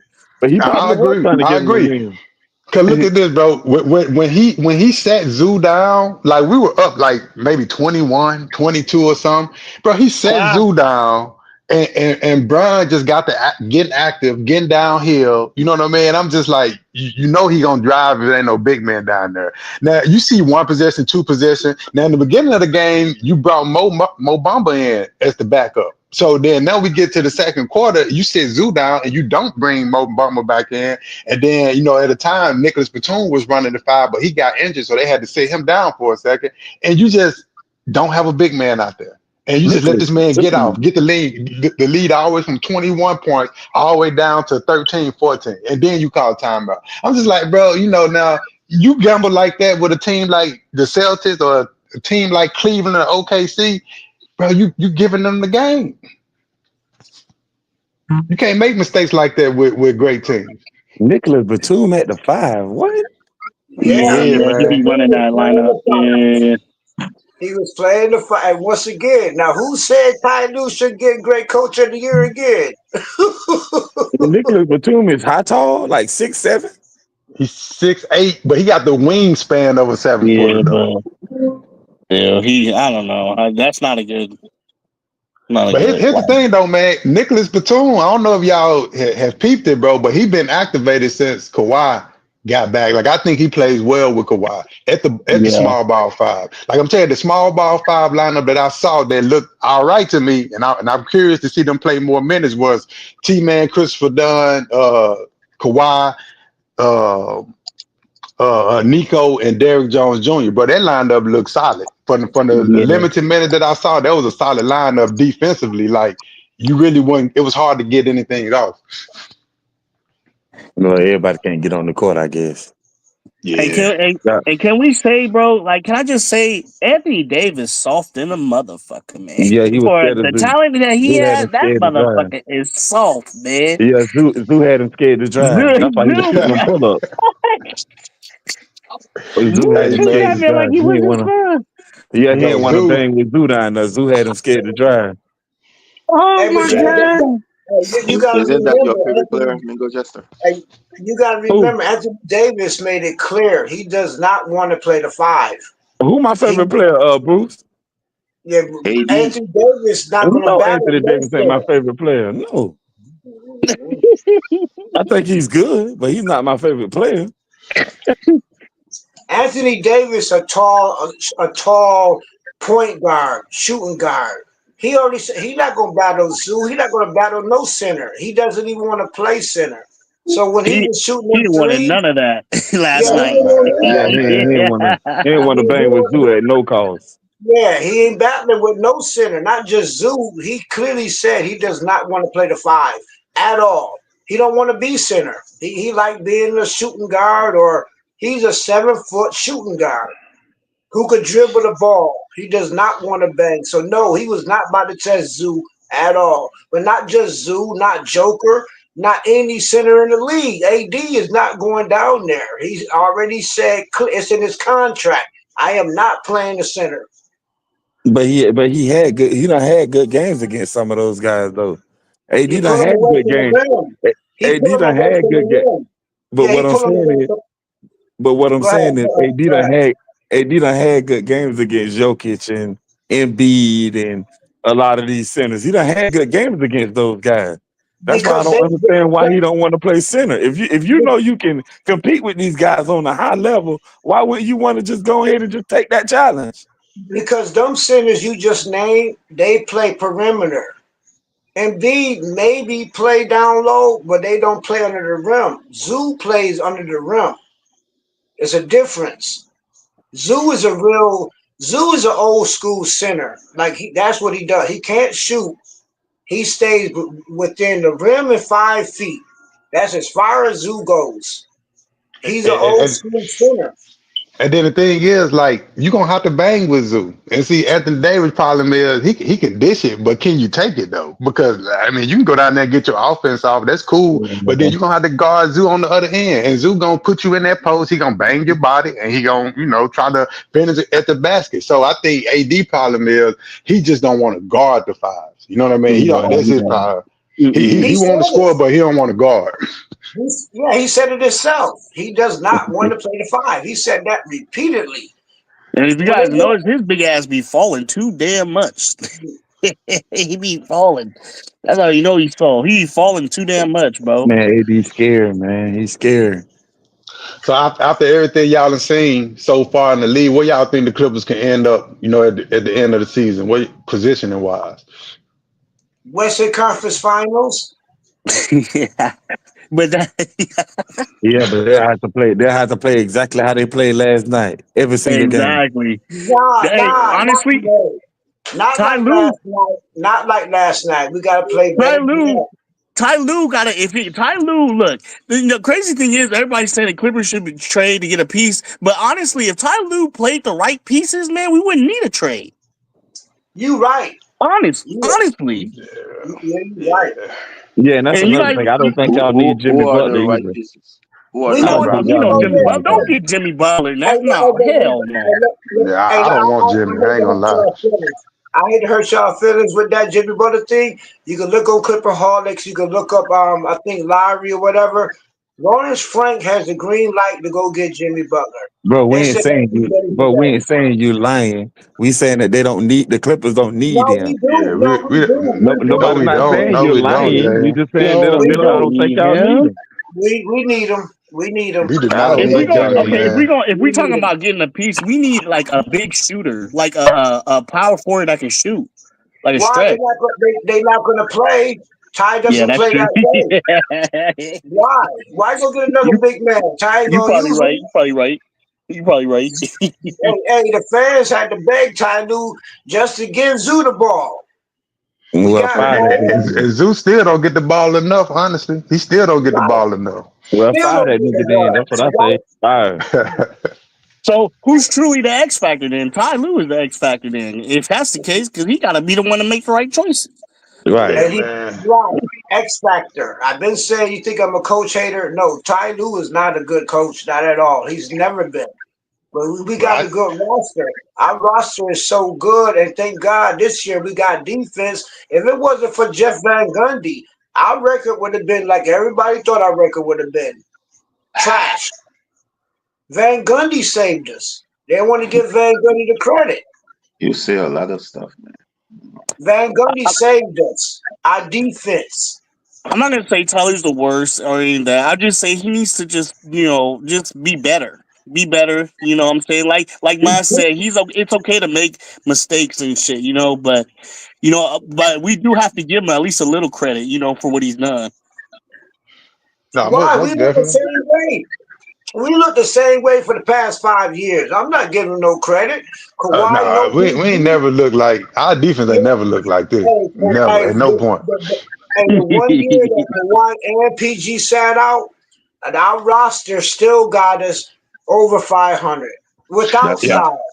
that's not true. The defense Yes, was good in Kawhi and 2021. PG So sat that's not out. true. We still, the year Kawhi and PG sat out, we still did good. Our roster is good. The people we got is good. It's our players. It's not our coach. look, man, coach gonna have to get some of the credit. I'm looking at the defense that we have this year is the best defense that we've had. Like people keep Jeff saying Van we ain't got no Gundy. identity. That is cap. We have our identity. The identity is defense. That's why we sit in fifth in the West That's right Jeff now. Van Gundy. That's a But whole nother coach. That's I Jeff mean, Van that's true. Gundy. Now I can't say anything about Jeff Van Gundy because prior to him getting here, our defense wasn't looking like this. You know what I mean? So There you go. he definitely gets some of the credit, but the players get some of the credit too, man. We got Was so it the many same defenders. players? Was it the same players when Uh, Van Gundy was there? a couple of them, not really though. We got rid of some Okay, pieces so that I felt so like. so we have Go to say ahead. that. Hey, and we have never had a defense like this. I'm a Clipper Was it fan. the same players? Kid It game. took. Why did it take one coach to come here in one summer and give us Oh a my top God. defense? Was it What the was your same players? question? Was it the It's same not the players we same did last players. year? It ain't. Was it the We same picked up. players? I No, mean, we picked up What 5 more is players in the Marcus off Morris on the season. team? Is Marcus Morris on the team? We picked up 5 new players in the off All right. season, right? 5 new players. It ain't the same team. Okay, But so now all of a sudden Jeff Van Gundy is like the whole Hall of Famer coach yes, when was the last time with we the had a same defense like players this? with the same players than last year. We don't have the same players like last. We got So five so new so players. how can we say it's Jeff Van Gundy? It's well, I our mean, defense. the reason we can say that is because we're not trying to make an argument that he's this greatest coach of all time and nothing like this, but he has a proven track record of any team that he's ever coached. They've always had a high You mean defense. I'm losing in the first round? It don't matter whether they lose. We're talking about defense right now. We're not necessarily talking about him being a better coach than Ty Lue, but if we're talking about defense, all of his teams historically have had good defenses. So, like, And it's still not. lost. I mean, but that's not the argument that we're talking about right now. They did lose, but defense is defense. These different things. You know what I Yeah, mean? Like, it could. Yeah, It's we even talking could about win games. Bro, defense. But point. all right. Man, Bruce keep underscoring bro point. He trying to explain the Bruce that is and losing. yeah, losing. I mean, they can lose. That ain't fun. We talking about defense. Like, in defense, I can make a parallel. I can look at the teams that T. Lue has coached the last 5 years. I look at their defensive rating, and then I look at what the defensive rating have been since Jeff Van Gundy got there. True, we added a couple pieces, but we also kept a lot of pieces too. We kept our main defenders. We kept Zubac. We kept T-Man. We kept Kawhi. We kept And Coffee. T-Man Like is these not are our playing. main. These are our main stoppers. I mean, he haven't played the last couple of days, but Yeah. he did Salute, start the BJ. season.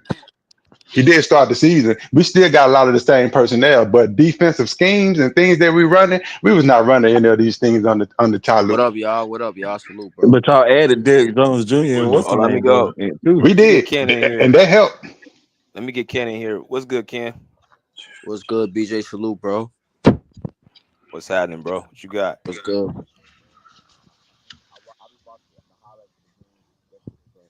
What you got? I about to say, you gonna give his take or what? Like what? I've been paying attention to the Clippers since Is Kawhi. he talking?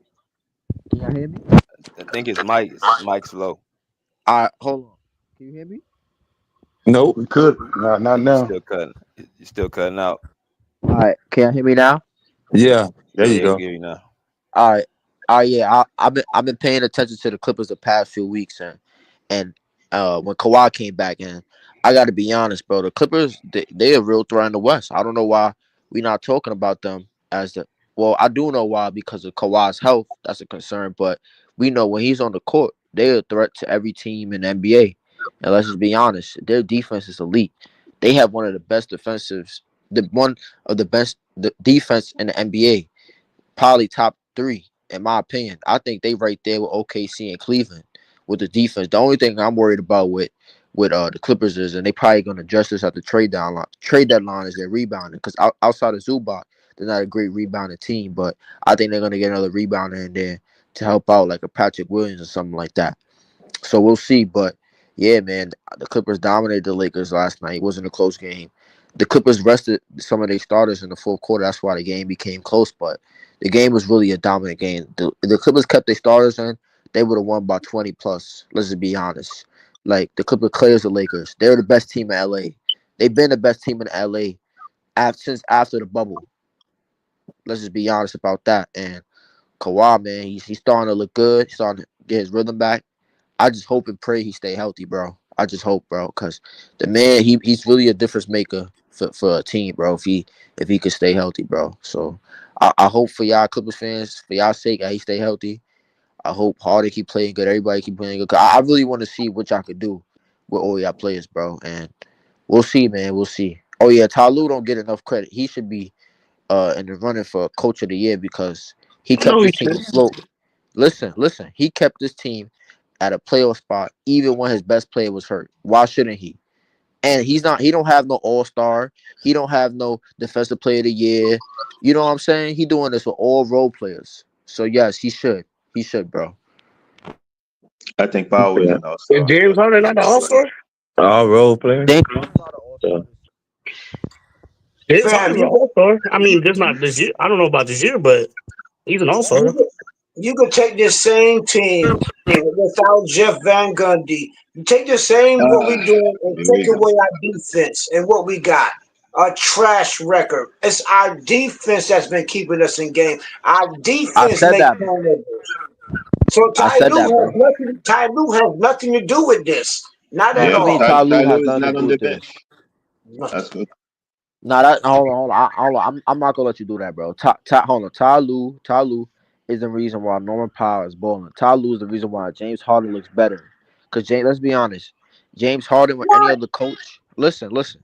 James Harden with Doc Rivers. James Harden didn't look like this. He looked out of sorts. He looked like he couldn't find his rhythm. He looked like he never was functioning. Like his game didn't mesh well with the system. Ty Lue made a system where James Harden could be the point guard, be the facilitator, be the playmaker, and it fits I'm with the sorry. team. And You same mean thing the with Norman ISO Powell. system? The ISO Huh? system? How ISO. is Harden different from when with the what? Because Man, we bottom five. he's Without not listen, Kawhi, our office is bottom five. Now, who runs the office again? The system. Our office is bottom five. It's trash. That's what the office is with the system, with Ty Lue. Kawhi got to come back and fix everything. So again, how is That's Ty not. Lue a good coach? But because he kept he kept y'all afloat above 500 until the best player came back. He has to get credit for that. Why not? Because if y'all was losing, y'all would say, "Oh, it's Ty Lue," right? So then when y'all win it, why can't it be his fault? Come on, Our man. offense is losing. We bottom But I'm 5. gonna say this: our offense is 25th in the league. Like it. I mean, cause y'all play a slower pace though. Y'all play slow pace. Y'all don't have like a No. fast What's the pace. problem is we play James Harden's pace. That's what it is. Like, This is thank you. you guys saying Ty Lue, but this is didn't James Harden say this is his system? Didn't he It's say Yeah, that? not. yeah, he It's not did his. say Hey, that. That ain't Ty. That had nothing to do with Ty hold Lue. on. Wait, hold on. Hey, hold on. If it's not a system, Ty Lue could yank his hold on. The ass. Clippers. Hold on. The Clippers play a slower pace. You know why? Because they play through Zubac, so they could do that because they have a big man they could play through. That's why y'all pace is slow. If y'all didn't have Zubac, y'all probably would play faster.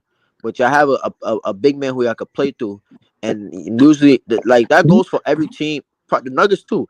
Well, the Nuggets probably have like a middle of the pack pace because they play through Jokic so much. And that goes for every team that has the NBA has a big man that they play through. Wait. So how many times do you watch the Clippers this year? Because if we don't go through Zubac enough, if that's what you're saying, But we don't go through. he's like We go through James Harden. James Harden even said it. Now that Kawhi's back, though, I like that he stepped back and he's been letting Kawhi do his thing. But for the whole time Kawhi is out, this was James Harden's system. Ty Lue was what you letting him mean? run his Wait, hold thing. on. What you mean? Y'all don't go through Zubac enough? We don't go through him enough. We could be going through him a lot more than we do if you really watch the game. Yeah, we don't Last use night was Yeah. huh? No, go ahead. I'm Go ahead. listening to you. I agree with you. No, I agree with you. Go ahead. No. I was just trying to. What was your question again, Kim? My bad. Nah, yeah. I was just gonna ask, like, what would you want more out of him? Isn't he averaging like a double? He is. So what would you want more out of Zubac? No, it's More. just times in the game when the offense gets stagnant and instead of going back down to Zoo, which we know would be a reliable bucket, or at least he'll demand a double team, the ball will kind of stay in James Harden's hand, or he'll hold the ball majority of the time and then shoot it to somebody last minute. Not that saying that Zubac don't get a lot of touches, it's just in moments like that when the offense is kind of scrambling a little bit, we could always dish it back down to Zoo. But for some reason, if Zoo like miss a layup or then miss another bucket, for some reason James Harden like to go away from Zoo, which is And weird. that's the But he'll reason do why that. we're 25th, because he stops going through him and he Yeah. starts chucking up bullshit. And when James Harden get tired too, he start chunking up long threes, which annoys me as well. Because I would rather you just get off the ball if you're tired. But he'll be tired, hold on to the ball, and then take a bad shot because he's tired. But you could just easily get off the ball, man, and let somebody else work. And I hate to hear like, oh, James Harden got 20 something points, but you guys need to go look at his efficiency of how he gets those 20 points. Yeah, he shoot the ball like 40 times. He should at least get 20. He should at least get 30. You shoot the ball that many times, you should have that more points than freaking 20. He's not an efficient player, bro. No, he's not. But I'm halfway there with Jam, but I do agree that Ty Lue does deserve some credit. No, But he does, man, because he he's does. done a good job this year. I ain't gonna sit here and make an argument that he's been trash this year. I think Yeah. the tandem of him and Jeff Van Gundy has served his team well. That's why it'd be kind of hard for me to get on James Harden too, because with all of the defects that I see that he has on the floor, I also am one of the people that's under the belief that if you remove James Harden from this team this season, then our record is not what it is either. So I think everybody is playing their small parts. But obviously, we talking about championships. So we're looking at the stuff that they need to improve on to be considered a championship team. You know, And when you we know. and, My and when we're bad. looking at that, you know what I mean? When we're looking at things like that, then that's where we can start to criticize some of Ty Lue's, rotations, and that's when we can start nitpicking at James Harden and things he needs to do better, because the goal is a championship. So that's what we critique him for. But Which, for where Yeah, we are right now, you do gotta tip your hat to T. Lue. I Yeah, was I there. agree. Just let me throw this out there real quick. Let me throw this out there, and I'm gonna shut up. Now, if everybody who watched the game last night, right? Most of y'all can see here that y'all watched the game. Okay. Now, if you watched the game, when you seen Kawhi play, when Kawhi bring the ball up, like Kawhi is starting to bring the ball up, we score a lot faster. Can anybody agree with that? When Yeah, Kawhi that's brought the true. ball up, Yeah, he gets we to his spot. score Yeah. quick. Because We he know score where he want to quick. go in the offense. Okay, For sure. now watch this. Watch this. When Harden ran the offense, when Kawhi was on the bench, that's how we lost that lead. But that's not the reason we lost that lead though, Jay. Well, we never lost the lead, but it got cut in half. That's not the reason. The reason is because of the personnel we had on the floor. Like I said, Yeah, the lineup. we had three guards with no big man. And which one of them was Harden. Now, mind you, Yeah, that's When true. One of Kawhi them was played, hard. that was Harden. Now, mind you, when Kawhi played on the floor, he played with Mo Bamba. He played with Kevin. I mean, Kawhi. He plays with Kevin Dunn, Mo Bamba, and he played with Nicholas, and he played with Derrick Jones Jr. Right now, Yeah. that lineup right there got our lead back up. Now, when Kawhi sat down, you put Harden back in. Harden dribble, dribble, dribble, and we damn near like Harden to But me does listen not to fit that. on that team.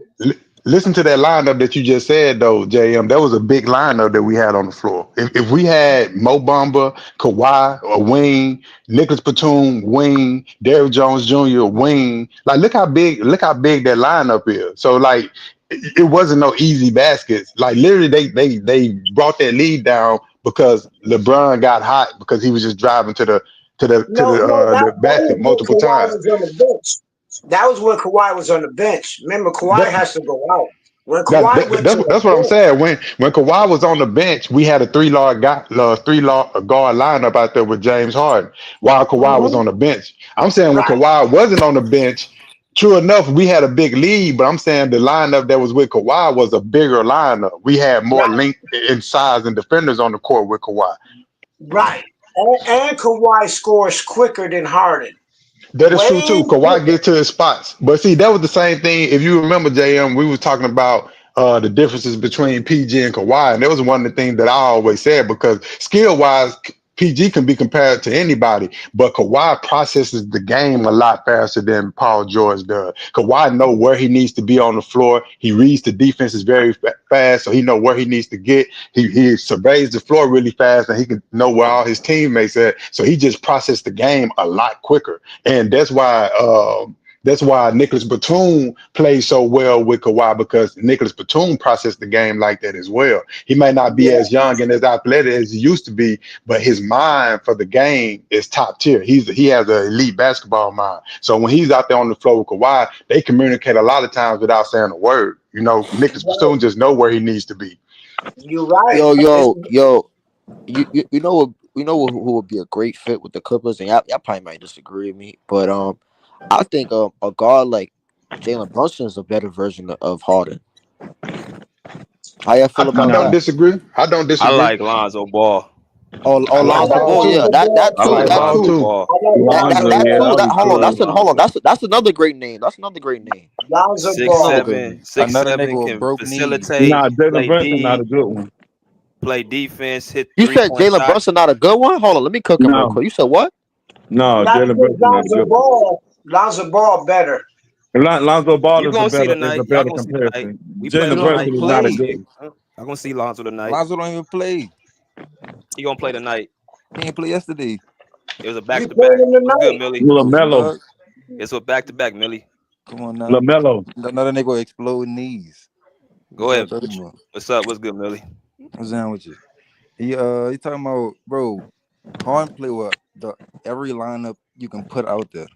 Kawhi playing with selective lineups. Only reason Kawhi can score that fast because he already in the spots and Harden just gonna throw him the ball and he just gonna go. Harden gotta bring the ball up, That's top not the key, always true, bro. run the offense. He not going ISO every time. I don't understand that narrative or whatever. He gotta dribble the ball. Niggas pressuring the court like he has to do what he gotta do.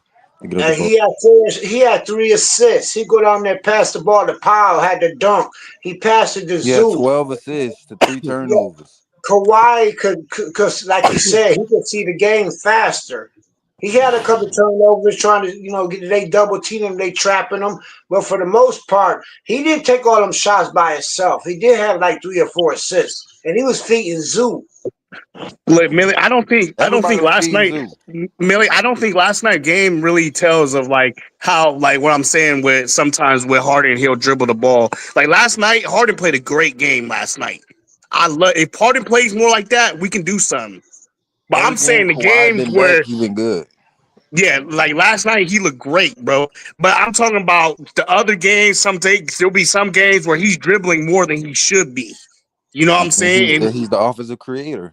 He has well, to I create for understand that, others. but sometimes I think sometimes he needs to pick his shots better instead of just Bro, chucking sometimes. he shoots step back Hey, threes. That's his move. Well, I hey, It's not understand that's his chucking. move. Listen, If I he works understand on that, it, but if you he's okay? working If you're on gonna it, be it's the not no chucking up shot. He works on it. It's not a chucking up shot. He work on it every that day. is a chuck up shot. What are you talking about? That's What? his go-to move. And how it efficient doesn't is he with work. that Everybody go-to has move? go-to moves. It Kawhi has doesn't a work bump though. fade that he goes to. He is not 25, 24 no more. He don't Bro, need to but be taking Yes, those shots. what you mean? right. That's if y'all say he too old, if he can't get by nobody. So I'm what's the other alternative? He should not step back chucking and up shoot a his three. dumbass shot at the end of the shot clock. He What are went you 4 for 9. 4 for 9 is We're 42%. not talking about last night's game though. But I'm I'm talking about saying every last night game. he played great. Last night he played great. I'm I'm talking talking about about the whole when season. the whole season. Yes, the whole season. Okay, see, that's how I know you don't be watching the games, bro. Because if you Nigga, really I'm be a watching James the, Harden fan. I watch every game. here we go, another James Harden fan. Never mind, bro. Harden looked The great fuck? last night because he Nah, didn't have the I don't want to ball talk in to a his James hand. Harden. That's crazy. Harden looked it better last night because Kawhi had the ball. That's Bro, why that's the whole Harden looked point. good. That's why I already told Kawhi BJ had this. the ball. I already told So BJ this. When Kawhi take get the back, his ball turnovers out of gonna go Harden's down, hand, bro. and Harden would look perfect. But you got to take the ball out of his hand. Kawhi bring the ball up now. So yes, Harden looked good, just doing what he do. Shoot his disco threes, but Kawhi was bringing the ball up. So that But means if that's we look better with Kawhi bringing the ball up, we don't need Harden. Because we got KPJ could do the exact same thing Harden could do. Make a turnover. niggas trying to Yeah, wave KPJ, brother. What are you talking yeah, about? yeah, Listen, yeah. I definitely want to get off like, KPJ. what I are ain't you gonna talking? lie to you. That's I what don't I'm know why saying. Yeah, I'm with you got on the that. green light. That's KBJ what gotta I'm go. saying. I've been He telling gotta go, BJ bro. this. Y'all complaining And about ball turnovers. I'd rather give up the $35 million man, which is Harden, who we can't win. We got a bottom five defense. And if I was a businessman, I'd keep KBJ because KBJ can do the exact same thing Harden can. Shoot up a bad shot and make a lot of turnovers. But KBJ is a whole lot cheaper. Here's the thing, though, JM. Right. I think KPJ don't have the as ceiling that Harden has for y'all. yeah, and I think as What do you think? Kawhi continues to get his leg up under him, bro, he'll get ball handling responsibilities more and more. But I'm not gonna lie, like I want Kawhi bring the ball up the court every time either. I think it need to be, which They offense they we they running. fluctuating. It's Yeah, crazy. Whoever get jumping back between the two. I don't want neither Yeah, I'm one of fine them to with get that. burnt out. Because here's the Yeah, I'm thing, fine with man. that. If anybody here that really play ball understands, man, it's taxing bringing the ball up the floor facts. every possession. You know what I Hey, mean? Like it but definitely takes energy That's a from it. fact. That's a fact. hey, but Kawhi, not if you Kawhi, because Kawhi don't waste time dribbling. He get to a spot, pass it, or shoot it. He don't waste time, so it's not taxing for Kawhi. No, It's taxing it's for still gonna Kawhi be bring up Harden. the taxing, ball up the court to run the and then offense, bro. and then He's not it going still score. is taxing JM. But then at the same time, sometimes I don't want Kawhi bringing the ball up the floor. Sometimes I want him to go and get to that post. I want him to go post up where he want to be, and I can just dump it down to him instead of him having to walk it Boom. up. That's what I wanted. Now, how many times you seen Harden actually pass Kawhi the ball? Maybe 1 or 2 times where Harden got stuck. I'm Hey, look, telling that's you. gonna change. That's gonna change though, That's JM. I gonna change. promise Yeah, you. Yeah. that's I gonna change. I promise you, agree with that's that. gonna That's gonna change, change. JM.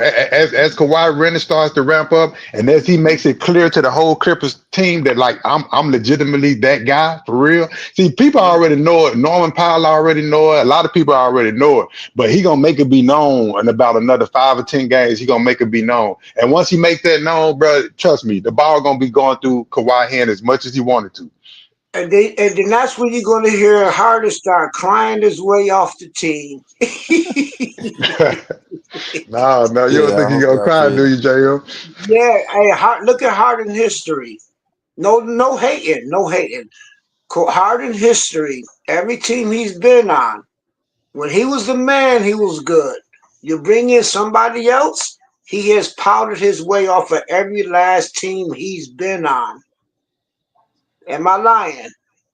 I think he just want to win though. At this point, I think he want to win. You And if just they talking, start, brother. if they start, stacking up them W's, and then they mess around and get third or fourth in the West, man, I think winning cures all that. I hope so. You I just hope you're talking, right. brother. I like Harden, a good player. I hope you're right. But his track record is okay. Now he's not even smiling after the interviews. He said something salty after our last win about we stay healthy. See, Harden not the man no more. So it's going to depend on if Harden can handle not being the man. Matter of fact, our big three is Kawhi, Powell, and Big Zoo.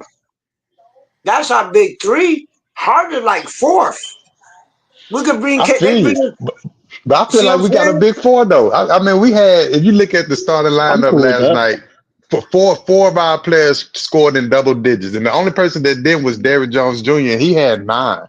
I would rather the offense look like that than 3 people handling all of the scoring. I would rather it Right. look So how it looked last night. I agree. So I'm not hating. I'm just using basketball knowledge or whatever. I'm not hating at all. We That's what I'm actually. saying. Is like if Harden, does like play makes like because he's a great playmaker. If he runs the system, play makes, get Kawhi the ball, and then I guess throw up a shot here and there, I'm cool with that. You know Yeah, what for I'm sure. You, saying? you just want them to mix it up. You want some variety in the offense, Exactly. and I think that's what we all want. You know what I mean? Like I want sometimes Harden to bring it up the floor. Sometimes sometimes Kawhi. Sometimes neither one of them. Sometimes let Norman Powell bring the ball up the floor. Like switch it Boom. up. You know what I mean? Like make the offense tricky like that where you don't really know what's coming. And then when they think they got it figured out, then you start back running the pick and roll with Zoo and Harden, and then you go from that pick and roll to pick and roll with Harden and Kawhi. Like mix it up. It don't have to be the same thing with just Harden bringing the ball up the floor. Like people can I like key in that. on that. That's a good take. Good take. I like that. That's a good take. Switch You it know Exactly. what I up. I mean? agree. I agree. Yeah, because definitely against the good teams, man. Because the good teams, you can't just be running the same shit. They gonna see it. Yeah, but You they know. gonna pick up on it every time. That's why we don't run Mhm. the pick and roll with Zubac as much no more because we ran that shit into the ground early in the season. You know what I mean? So it's like now they getting the That scout was reports. The that first was the thing on the only scout offense. report is pick and roll Harden and Zubac. You know what I mean? Like so they keying in on that, man. You got to mix that shit up, man. And that's what Ty Lue been doing since Kawhi been back. That's what Tyronn Lue been doing. Yeah. Harden been averaging like 40, the most minutes on the team. So of course it's Well, taxing see, because then that's Kawhi another thing. back. He shouldn't. We should. I don't want to Yeah, run Harden into the ground either. he That's That's what another won't. I'm thing saying. too. Yeah, Yeah, But that's he look, should true. look, Yeah, not be Jamal in the Harden, he gonna court. get his He should reps. He not just be in the rest on the game court. that long. He should not be in the game that long. I agree. Yeah, like not 40 if we minutes. got Harden, we gotta keep him fresh, man. I'd rather him be fresh. Not running on tired legs and shit.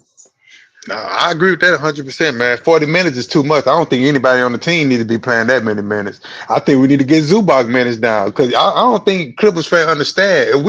If Zubac get injured, if Zubac is not on this team, this is a completely different team. Like he Oh, for anchors the whole sure. defense. You know Yeah, what I we mean? fucked. Everything Mhm. changes without Zubac. And I don't Yeah, think we need to be running this man into the ground like that. That's why I say trade deadline. We need to be looking for a backup big or a big ass four. They can play the 5. You know what I mean? and, And but Mingo, I think that's you, Mingo. But when Mo came in, Mo looked pretty good. he did. Mo, And see, Mo may look good in spot minutes. He may be one of them guys that can't play 20 minutes a night. But if you put him in there for, 6, 7, maybe 8 minutes, he can give you high energy, high play. He may just be one of them guys that just don't have a motor like that. And if that's the case, that's fine. But just play him correctly, because we got enough talent on the team where we can mix and match with anybody. But it's just going to come down to does Ty Lue know his personnel? Does he know how every player clicks, who plays well, and is he actually going to play that player? That's what it really comes down to. Because if he Bingo. doesn't, it don't matter how much talent we have sitting on the bench if he not going to actually play them like they should be played. I don't care what nobody say. I can find some minutes for T-Man. There's no such thing as I can't find minutes for T-Man, but I can find minutes for fucking Michael Porter, Kevin Jr., and he just got the ultimate green light no matter how many mistakes he make, no matter how many bad shots he make, no matter how many turnovers he commit, and he got the green light over T-Man. Like that's the type of shit that just don't even make sense to me. But if you look at it like this is the only way it makes sense. T-Man is not an ISO player. He plays within the system. KBJ is an ISO player. So we got a coach who plays ISO. So if you was the coach, I'm not making no excuse for Tyler, but I figured him out. T-Man doesn't get that much rep under Ty Lue because Ty Lue values ISO offense. T-Man is more of a defensive specialist. He kind of like how Kawhi came into the league. You know what I'm saying? So it ain't fair for T-Man. But that's our coach. It's not, but check this out. I'm basing it off the game that we watched. I forgot who we played, but T-Man played and Kevin Porter Jr. didn't play. So in the second lineup, you had Christopher Dunn running the point. You had T-Man at the 2, Kawhi, and I forgot who else was in the lineup. But that lineup looked pretty good to me with Christopher Dunn running the second unit. And I think he does a good job running the second unit. And you got T-Man. That was just a good defensive lineup. And I feel like our offense looked a lot better than it does, especially in the second unit, than it does with Kevin Porter Jr. running the second offense. I felt like they looked way better. And we blew that team out. You know what I mean? So I'm just not understanding. Like, it'd be different if he was like way better than T-Man. Or like you can look and be like, he does this better than T-Man. He has slightly better offense than T-Man, but T-Man has slightly better defense than him.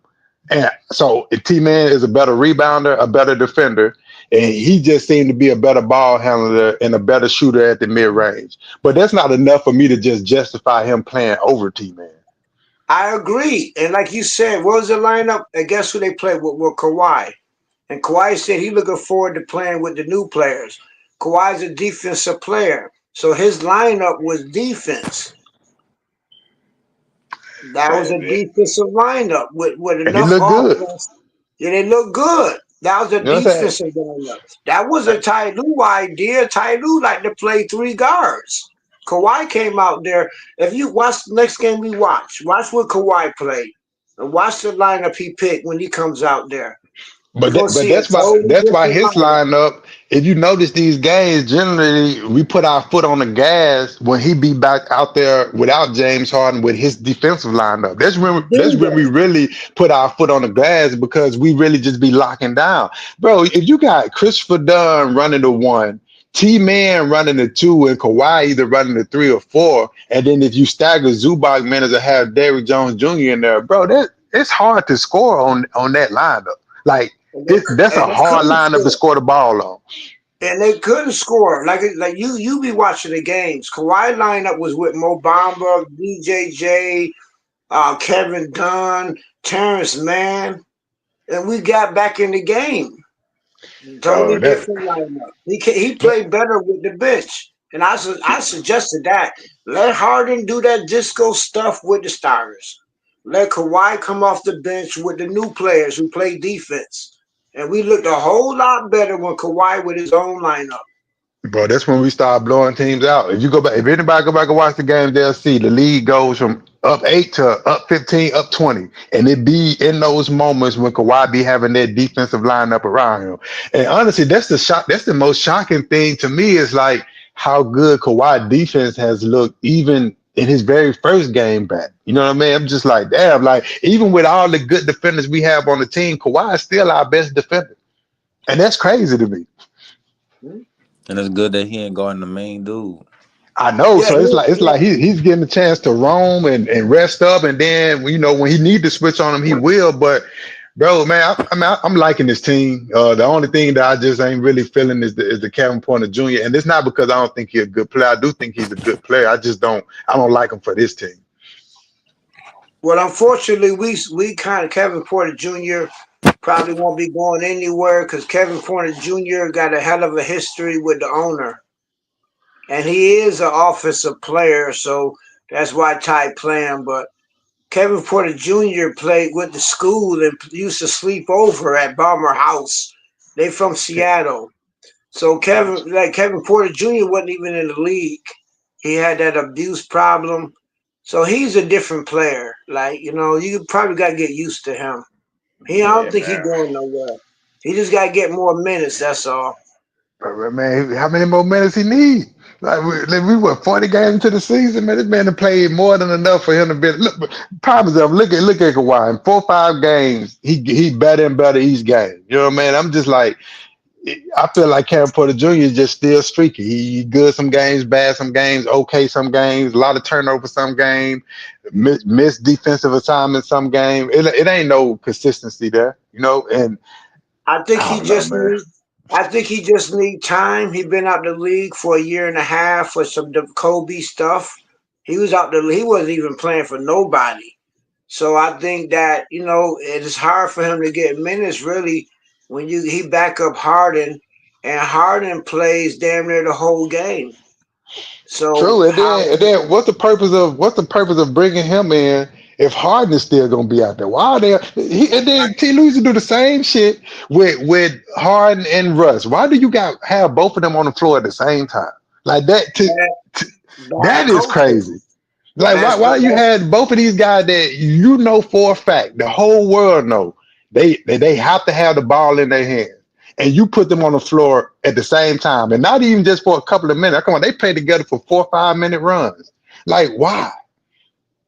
I think if I want to make a guess, I think what they really doing is trying to see like, do we got a cheaper replacement for Harden? Harden about to get 35 million next year, and if we got players like KBJ who's a backup, and Kevin Dunn is a backup too, but KBJ is actually our second string point guard. Is actually KBJ.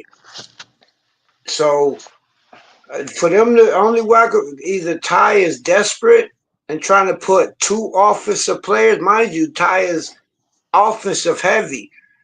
Kevin, before KBJ got into that trouble, if you look at his tapes on Houston, he was the man. He could actually score, but he's been out. He rusty. You got to sit behind some old dude who playing the whole damn game. You know what I'm saying? It's kind of difficult, but I got faith in KBJ. I think the more and more he played, the more and more you're gonna see just how good he is. He wouldn't be Yeah, here if I he hope you're wasn't right. good, but he don't. You That ain't know, the argument I'm making. You know what I mean? I said I think he's a good player. I think he's solid. Now I don't want what wanted to come off as if I think the dude is trash. I don't think he's trash. I think he can play. I think he's solid. I just for this team, like I told you, JM, the only thing on my mind is championship. Nothing else is gonna satisfy me this year but a championship. I don't care about getting to the conference final. I don't care about getting to the finals and not winning. I want a championship. So I'm looking at this team and I'm like, man, what's gonna help us win a championship? And for me, he makes too many mistakes for me. I done seen a 40 games sample size. I don't need to see anymore. And the he fact made that he got a green light over T Man, when I know yeah, worst case scenario, T Man's always gonna give you some solid defense, whether the ball is going in the net or not. I can count on him to rebound. I can count on him to play defense. I can count on him to run the floor. Those things I can count on him to do. So it's like he don't have the green light. He get injured. He gone for a month. He come back playing great, looking confident, and you set him and you run this other guy for extended minutes. Now it's hard to really criticize it because, like I said, we coming off a 3-game win streak. They all been blowouts for the most part. But when we start playing these good teams, it's gonna be more of the same. Like if you go back and look at any team that we played this year that was a real good, solid team, Kevin Porter Jr. didn't have no good game. he's not gonna have no good game. You're right. Once again, he's the backup to an old man. Harden is like 2 years younger than LeBron. People don't realize how old Harden really is. Like he's 37. I think he's about to be 37 or 38. He is right there with LeBron as far as age. So if Ty Lue keeps letting Harden run our offense, then it's going to be hard for a backup point guard to get game minutes. Mind you, KBJ hasn't played in a year and a half on no team. He just walked right back off the street, got into a freaking uniform, and he playing. So he's gonna need more time. I got faith in KBJ. I don't think Balmer. I hope you're right, man. I hope you're right. No, I hope so, but I don't really think Balmer. You know what I'm saying? I'm gonna put this in some realest shit ever. Balmer is a white, no racism or nothing. I'm just saying what it is. Balmer is a white billionaire, team owner, right? KBJ was out the league for some Kobe stuff. That's why they kicked him off of Houston. Hasn't played a year and a half. Nobody wanted him.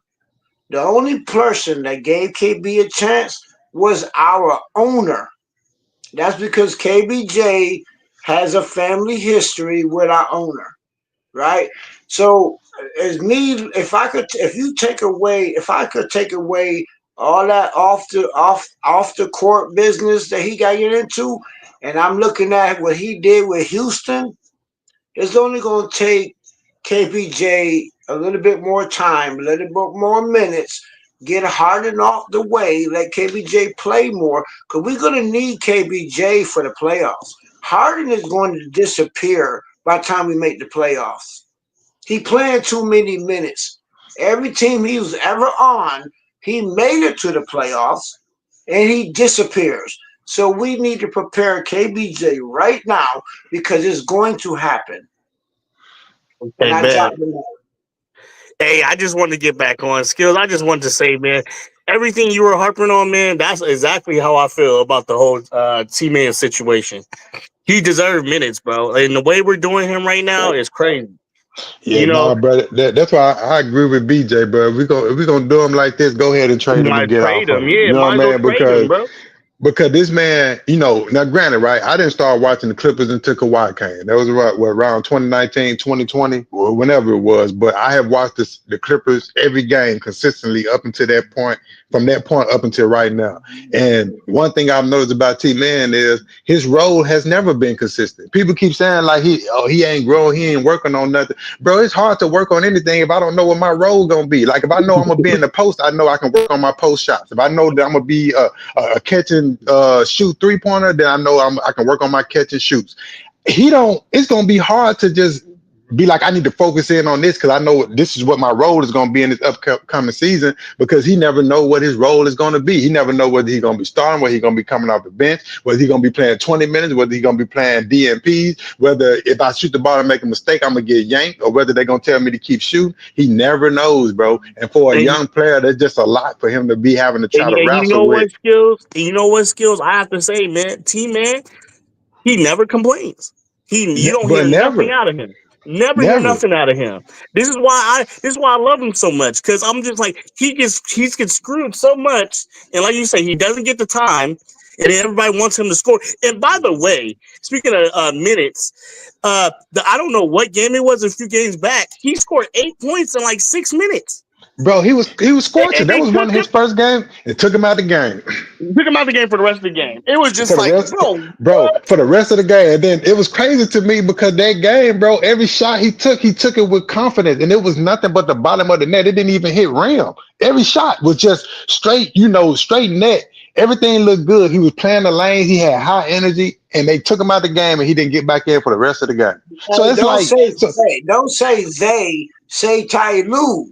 Well, you're right. Ty Lue yanked him out the game, and he never saw the court again. Now imagine this, right? Imagine you 28 years old, you excited for your return. You return in the same night Kawhi returned. You on fire. You come in the game, you play well. You play well now, and then you get yanked, and you don't see the floor again.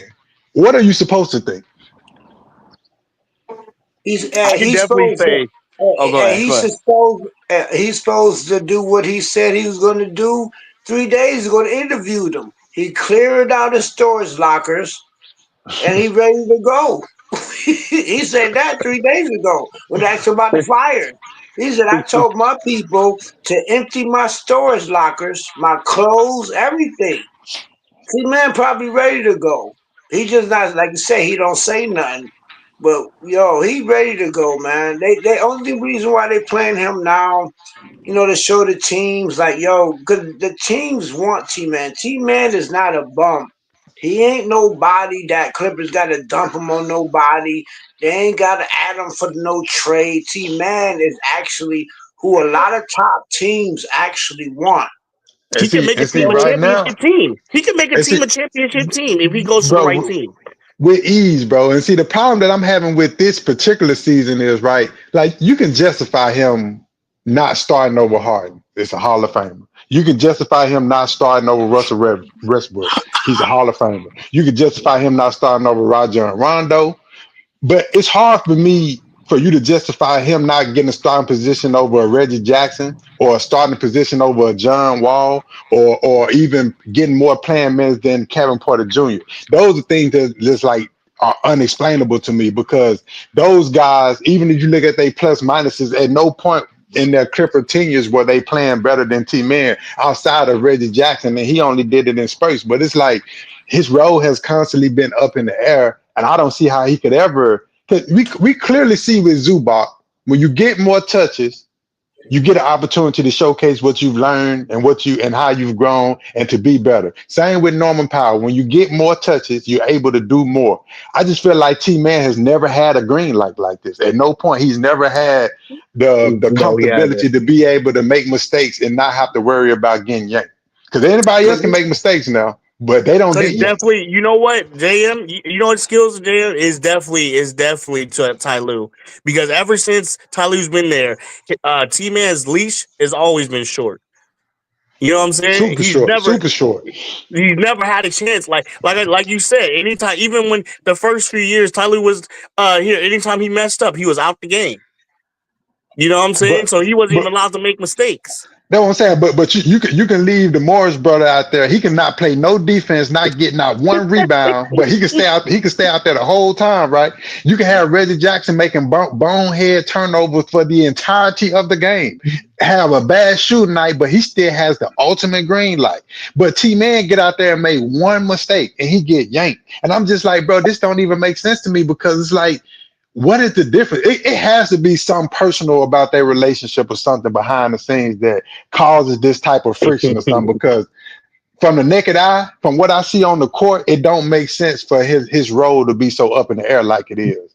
It You don't know it don't what make sense skills? to me. You know It'll what make skills? sense.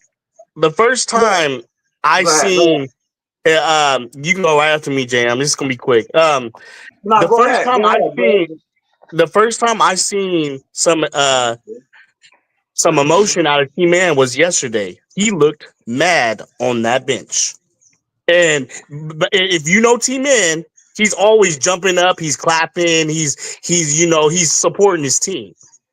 But yesterday, if you look during the commercials, he looked mad on that bench, and he was not up. He was a few times he was up, but you could just tell he was showing some emotion yesterday. But he should be. Think about this, bro. Just think about this. This is a Clippers versus Lakers rivalry. He's always played in those games. We have a winning record versus the Lakers. So now we move into a new arena. The first time ever that we have an actual real home game against the Lakers, and he don't get no playing times. Like he didn't help you beat the Lakers ass all these other 20 times that we done played them. And the first time that we get to play them on our home floor in our new arena, I get a DMP. Come on, cuz. Come on now.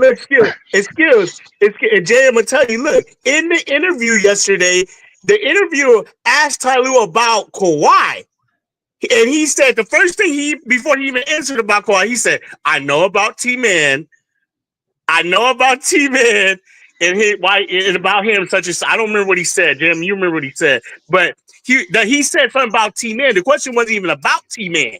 the interviewer asked him about Kawhi, and he said before he even answered that, he said, "I know about T-Man." So you're right. Something is not right there.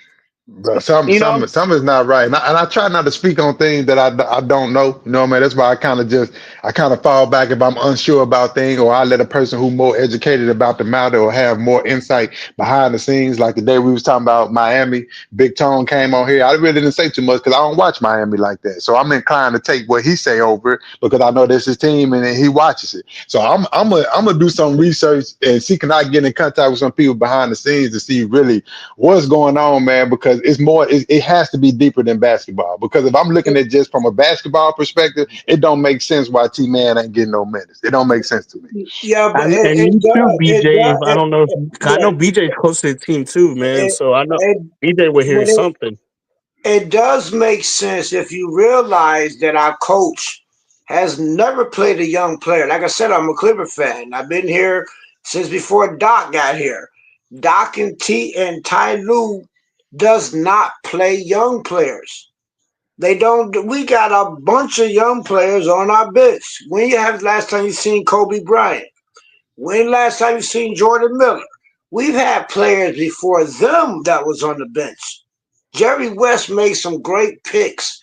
We have a coach who only plays veterans. When T-Man was here before Ty Lue got here. Ty Lue got here.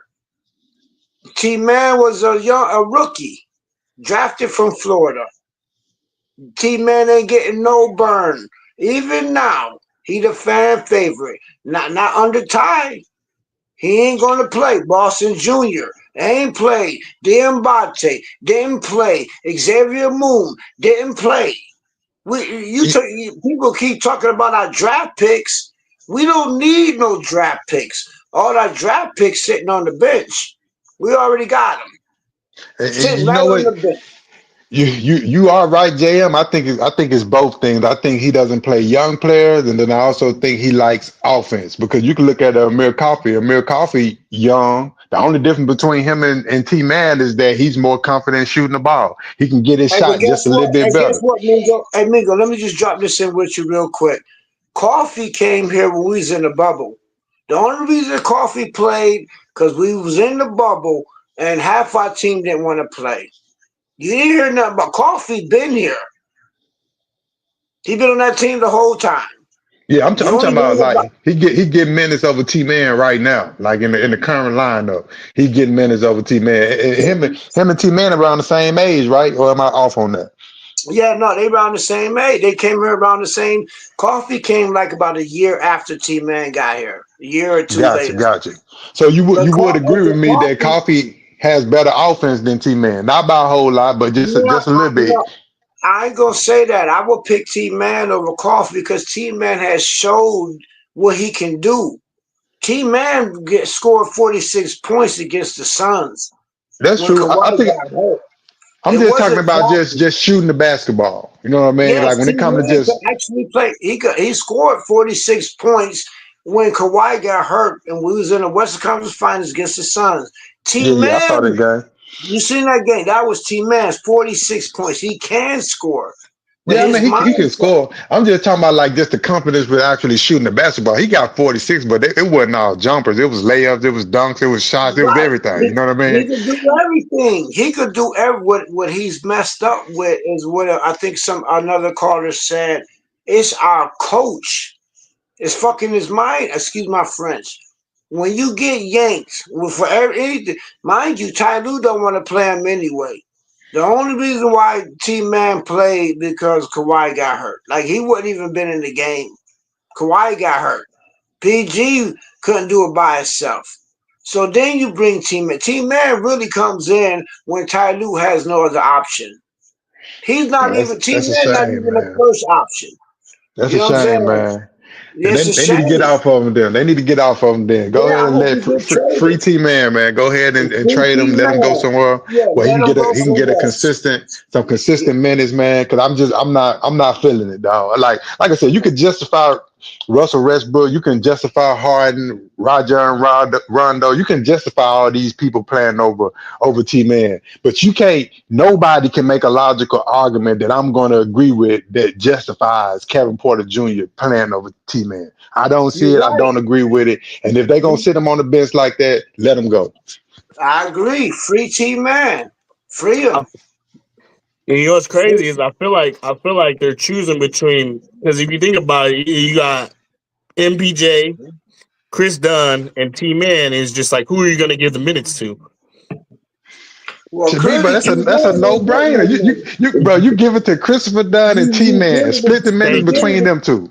Thank you. I Yeah. agree with you. But, you know, Ty Lue thinks otherwise. He thinks MPJ should be getting all those minutes. Once For again, what? like Mingo said, the best Hey, lineup we had yesterday was with T Man and Kawhi.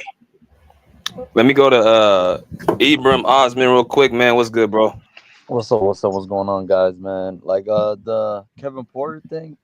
I know it's probably a little biased if someone's a Clippers fan that we're gonna choose T Man over Kevin Porter, but I don't see. There's no rush. I feel like we can just. Hey, sometimes we'll bench Kevin Porter.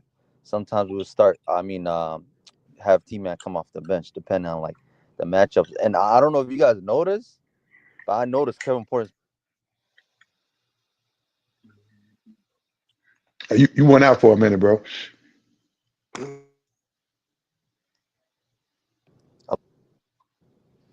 Oh, can you guys hear me? Or am I still off?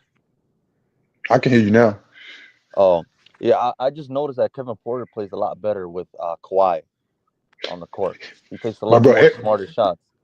everybody gonna play better with Kawhi on the floor, though. That's true. That's true. That's true. You know what I mean? Like, he does look good with Kawhi, but most people will look good with Kawhi on the floor. I think that I think Skill said it earlier too about having Harden and MPJ at the same time on the court is not a good situation. Yeah, Too, by the way. I don't disagree with what the brother just said about, if they just going no different from how they do the starting lineup. Sometimes it'd be done, sometimes it'd be, Derrick Jones Jr. And I would be cool with that too if they did the same thing in the second lineup, depending on who we play. Sometimes it's KPJ, sometimes it's Terance Mann. But I'm just basing this off just history. Me knowing T. Lue, it ain't gonna be like that. And like if T Man get comfortable getting the DMPs, that's where he gonna be. It won't be a situation where he's switching out. My thing, if T Man's been with the Clippers the longest, doesn't he get like seniority? Like, you know what I'm Bro, that's saying? what I'm Like, saying, man. Bingo. Good question. He been here longer than Ty Lue, but yet he's still, because once again, Ty Lue's system is he plays all ISO players and veterans. You've never seen the Clippers play young players. Not under Ty Lue, not under Doc. So we don't need trade pick. Like I said, we want to go get Jimmy, and Lawrence Frank got the green light. You could actually Google it. We got the green light. We give Miami our whole freaking bench. Oh no. Miami is a young team. You think it sound crazy? Man, what Miami that if is we do says, that, at it's least over with. I know if Jimmy comes to us, at least I know Tyler will have to play Jimmy. You know, he can't fit Jimmy Butler. So, But if we have to butcher the bench, if we have to give up the bench to get Jimmy, it's over with. once again, Lawrence Frank has the. You got to look at Clipperholics. You can actually Google what I'm saying. Lawrence Frank has the green light to go get Jimmy, and that's going to take what I think is going to take Kobe Bryant. Ain't nobody seen Kobe Bryant, have they? It's because Miami, the way they play, they Kobe Brown. take Yep. yeah, they take young players. Miami is they coach is so good, Spoelstra, that they could take young players. that'd be They a could perfect do it. situation for T Man. Honestly, if T Man went Yes. to the Heat, I'd be happy for him, bro. Because I'd be like, Him that's a and perfect Kobe Bryant. situation. Hey, him Perfect and situation. Kobe Bryant, because ain't nobody seen Kobe Bryant, have you? Him and Kobe Bryant. We swapped them out. Go get Jimmy. Yeah, bro. Yeah, Kobe Brown. Yeah, hey, he's another good up and coming player that should get time. But like you said, I'm just waiting on Kawhi's minute restriction to go up because he's blessed right now because he doesn't gotta play defense that much. Even though he still play defense, he playing off the ball so much that I feel like his energy is gonna be even. He's gonna have more bursts We offensively. got a Raptors 5.0. I was saying that last year. We about to pick a team. Since Kawhi got to be blamed for everything, I said last season he about to pick a team. Raptors 5.0. He ain't got to do that much. Yo, He the one hit that shit to the fence. He the one come in for the last minute. That's our Hey, team let me right go. now. Let me go to my man Neek real quick. What's good, Neek? BJ, what's up, baby? New Yorker, New New York, Yorker. New York in the Listen, house. here's the thing. We're not getting Jimmy, bro. We ain't getting Jimmy. We ain't got Watch. nobody to give up for him. Yes, we do. Who? Our whole young bench. Such as who? Kobe Bryant, T-Man. We're throwing PJ Tucker. Fam, we are, you could actually Google it. I'm going to let you go Now after that. you I ain't want to gonna trade forget. Terance Mann. Yo, Now you want to move on from Terance. Lawrence Frank actually has the green light to go get Jimmy Butler. I told you Kawhi gonna want Jimmy. Miami is a young team. They like young players, development players. That's what my Spoelstra likes. We got a whole bench full of them. And then now you go. My fault. Go ahead. Let me tell you something. Bench full of them. The only way we're getting Jimmy is if he's a free agent during the summer and we have the money to spend on him. No, we gonna go get him next week. We trying to get him right now, before the trade deadline. Where you seeing That's that at? fact. That's fact. Clipperholics, Tom Lowry, whatever his name is, you could Google it. It's the truth. We could go get Jimmy right. We're trying to get him right now.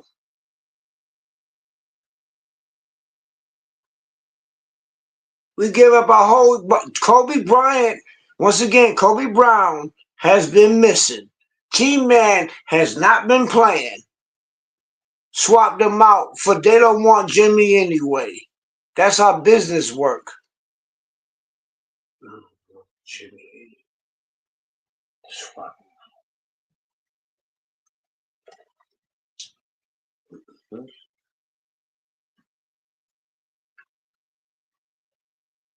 Someone out. Y'all still there? I'm still here. Yeah, I don't know. So, I don't know if right? Neek dropped. There we go. You can hear me now? Yeah, okay. So rotations in the NBA is like a job. It's like if BJ give us a job, we work there for about a year or two, and it's like, yo, I gave y'all 2 years. Y'all not doing nothing. I'm not seeing no progress. That's why those guys are on the bench. But another thing is Terance Mann got hurt too. And I hate to defend him, but let me defend him now. He got hurt, and I think when he got hurt, Tyronn Lue, I guess when you put Coffee in that starting lineup, or you bring Coffee off the bench, he just gives you more. He may not be able to guard the best player, but you know he can score. So I think that's why Terance Mann is beginning to take a back seat. But I told everybody, once they got Kevin Porter Jr., he became expendable, and then Coffee emerged the way he is at this point. Terance Mann is expendable in my point. The only problem is, what are you going to move him for if they even decide to move him at the deadline? I think Frank is now willing to move him. I think now he's willing to get off the Terance Mann train. I think he rode it long enough. I think he's starting to realize, like, yo, this dude is really not what we think. And that's cool. I'm intrigued to see if he does move him, what is he going to move him for? As far as PJ Tucker, I don't think nobody wants him. I don't think so. I could be wrong, but I don't think nobody wants him. I don't. But Jimmy Butler. Cool. Listen, let me tell you something. You got a better chance, and I'm gonna keep it real with you. You got a better chance getting Duncan Robinson, or because again, I'm a Heat fan as well. I love Miami. Like I love Miami Heat, bro. It's the Clippers, the Heat, and the Knicks for me. Those are my three teams. Listen to me. I love the Heat. No, you're not getting Jimmy Butler. What Watch. Watch because me what get him. listen, hold Watch on, me listen get him. to me. JM, listen. From what I read, Pat Riley is wants a halt for him. Listen, if you Pat Riley's a stubborn motherfucker, bro. He's not giving him up for nothing. Yo, listen, Phoenix wants him. They're trying to get him up there in Phoenix, and I don't understand why, because I don't even think he would fit with them. Hold on. I don't even think he would fit. But I truly think we're not getting him unless it's some free agency shit. Now, will we probably make moves at the deadline? I don't know. I hope we do, but I don't know what we're gonna do because I'm not seeing no reports that we're looking for nobody or we're trying to go after anybody. Then again, Lawrence Frank could surprise me, but Lawrence Frank doesn't. He's never traded for. If you look at his track record with us, he's never traded for big names. So What do you again, mean? Our whole team he traded for big names. but What do here's you the thing. mean? Okay, listen. The only trade we could actually say he made was the Robert Covington and the Norman Powell trade. Those were That the wasn't only no two big trades. trade. Listen, That it wasn't wasn't no a big big trade. trade, but think about it, JM. How many trades has he actually made? Yo, stop yelling. My bad, that's my daughter. How many trades has he actually made that really helped out the roster outside of the Norman Powell trade? He brought in Kawhi. He brought in He Paul didn't bring in George. Kawhi. He didn't bring in Paul George. Doc Rivers brought them in. Doc Doc Rivers Rivers was the was reason why. gone. Doc Rivers Listen, was this is what I'm gone. trying to explain to you. Doc Rivers was in charge of the coaching in the front office and making front office decisions. Lawrence Frank was nothing more than a fucking assistant coach on his panel at the time. Lawrence Frank ain't had no Yes, fucking say so. that is true. But who He brought in didn't have our no. players? It go back Who to who brought in brought in who? our players. And I don't even going to say Lawrence Frank. It's really Jerry West. But he brought in Kawhi. He He didn't. brought Jerry in West was a Paul player. George. Listen, He Jerry brought West was a in player Russ. consultant. He didn't have He brought nothing to in. do with roster decisions. But that's who Right picked now, that team. That's who picked listen. that team. Right now, the only person that's in charge of the roster is Lawrence Frank. I want There you to you look at that go. roster, JM. Do me And a guess favor. what? And Go look guess at what? our roster. He got the green light to go get Jimmy Butler. You can look at Listen to me. Clipperholics. You Listen ain't to got to me. believe it. He got the green light to give Miami whatever they want to get Listen Jimmy. to listen. I'm not debating that. What I'm telling you is go on and look at this Clipper roster, and you tell me what you see that's parallel with each other. He keeps going to get the same type of players. That's Now, because of our coach. That's because of huh? our coach. No, That's that's because because the of shit our that he coach. wants. He No, wants he the doesn't. same type of players. He doesn't pick the team. He just Here's the signed a thing. check. He just Here's the signed a thing, right? check. Let He me tell you don't pick something, the right? team. He went out, right? He went out and he signed he went out and drafted Kobe Brown. Fine, right? You draft Kobe Brown, cool. You go get shut your mouth. You go get Jordan Miller, right? That was Jerry West. That was Jerry West Listen, who did hold that. on, listen, right? Now, you know we had a chance to get what's this dude name? This nigga, he's with the Knicks. We had a chance to get him too. I don't think with the Knicks no more, and he traded him for you remember when we had Jason Preston, all those little small ass guards, you don't remember? Yeah, cause Ty came and we don't play Listen, rookies. it's Like not I the just fact that he said. don't listen, it's not the fact that he don't play rookies. This is the thing, right? And like I said, it goes back to the BJ thing. If BJ draft you, right, and you turn out to be better than what he thought, now he has to pay you. A lot of teams don't like doing that. If you look at Lawrence Frank, he Nah, doesn't yo, like doing it. we got money, fam. They could have played all them players. Listen, You have never go ahead. seen any one of our draft picks ever play in the game. Where is Jordan Miller right now? Where is Kobe Brown right Jordan now? Miller sucks. He Where sucks, bro. how? He ain't even get a chance to play. Listen How? to me. How do you know he Listen, sucks? here's the thing. Where is Listen to me. Boston Jr.? Where is Boston Hold Jr.? on. Listen. Where is Xavier Moon? Where is Devontae? JM, Where listen are to they? me. JM, listen to me, right? Listen to me, big bro. Listen. Jordan Miller, Derrick Jones Jr. You tell me the difference that you see between these two guys. They're the fucking Definitely. same player. No, One just run and dunk all goddamn day. and you know the difference is What's Derrick the Jones difference? Jr. is a veteran. That's the Listen, difference. okay, Jordan listen, and Miller that's is a about it. rookie. Listen, JM, when you watch both of them, next time sit down and watch the game, and you're gonna be like, I ain't gonna lie, he might be right. These motherfuckers play the same.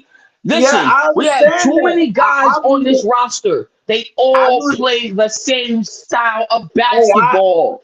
I understand that, but watch this. I rooted for Boston Jr. Right? I said he Listen, could be the next BG. Where is listen to Boston me. Jr. at? Where is he Listen, at? hold on. Listen, hold on. Listen, you got me there. I've got on this panel 100 times over. Well, I ain't gonna say 100 times over because that's putting gravy on it. But I've been a Brandon Boston Jr. defender, JM. I told BJ, I said, BJ, he fucked up by doing that, bro. I remember when he played Boston. Yeah, He lit Boston up. y'all both was big on BB. Yeah, that's Bro, true. he lit Boston up. And I told everybody the same energy that they put into Terance Mann, they never put into him. And I see that shit all the time in the NBA, bro. Where the guy No, that you should put the but energy in, you don't. I just want to throw this in. I know BJ want to come in. I just want to add this once again. Under Ty Lue, you've never seen none of our young players play. Right now, Kobe Brown is missing. They about to be traded. I hope T-Man is the best for him to be traded because every team want him except for our coach. Our coach do not value him because once Right. again, I proved it. Our coach does not play young people. He only plays veterans. So Yeah. they call him the crossfire. Our team man gonna be better off, just like Boston Jr. better off, just like Diamante better off, just like Xavier Moon better off, just like every last rookie we've ever had. They The go to problem another with team. the problem with Musa was He never got a chance okay. to play. When he did, he this is the issue, right? And I always tell BJ this shit because me and BJ we talk. He never got a chance to play. The Clippers love fucking what's this thing name? Zubac. The only thing I don't like about Zubac is We don't love Zubac. Zubac just not getting the ball. He been here for 6 years. listen, It's here's the under thing. Ty Lue. Listen, Zubac has always listen to me. If you look at every center we've ever had, Zubac is the only motherfucker that's been on our roster the longest. The Yes, I problem know with that. He's now, been here before Ty. We traded for him from the Lakers before yeah, Ty got here. listen. Hey, but wait, watch this. You know who we had before Zoo? You know who Who's we that? had Hurry up, okay? before Then you can play Zoo? when you're done. Don't touch What your was the head. center we Watch had me. before Zoo? What was the center we had before Zoo? What was that center? Who got traded? We had Surge, but he wasn't really a five, was he? DeAndre Jordan. DJ Jordan, yeah. Ty came, erased What you all say? of that. DeAndre Jordan. That was I I can't started even with hear you. Chris Paul and Blake Griffin. We had them. Ty came, got rid of all of them. And I'm done. I know BJ. I'm done, BJ. Go ahead. Go for it, my bro. Nah, you good? I'm just waiting until y'all finish. I'm be ending the show in a bit because I gotta get ready for the game. Oh yeah, the game coming on. Hopefully we win tonight. On my closing arguments. As far as we go, it's gonna be up to Ty. First one to said it. How much trust you have in Ty, JM? No trust. He a lucky coach. He just like Stephen Kerr. He just like Stephen Kerr. Like Stephen Kerr, you think Stephen Kerr was a good coach, right? You take off Clay, and Warriors can't do nothing. Sometimes coaches get blessed with some hell of a players. You could just let them go out there and run their stuff. The Warriors suck right now because they ain't got Clay. Ain't no more Splash Brothers. So how good of a coach is Stephen Kerr really is He's not a good coach as far as Ty Lue. We've been balancing, keeping on float. But clearly, Kawhi makes us a whole lot better. So if Kawhi makes us a whole lot better, we don't need a coach. We just need Kawhi. And I dropped the mic. All right, let me get my boy Mike in here. What's good, Mike? What's good, BJ? There we go. I'm back. What you Yeah, got, bro? let me come up here real quick, man. I don't know why we getting such a fuss about role players, man. Yeah. We making a big fuss.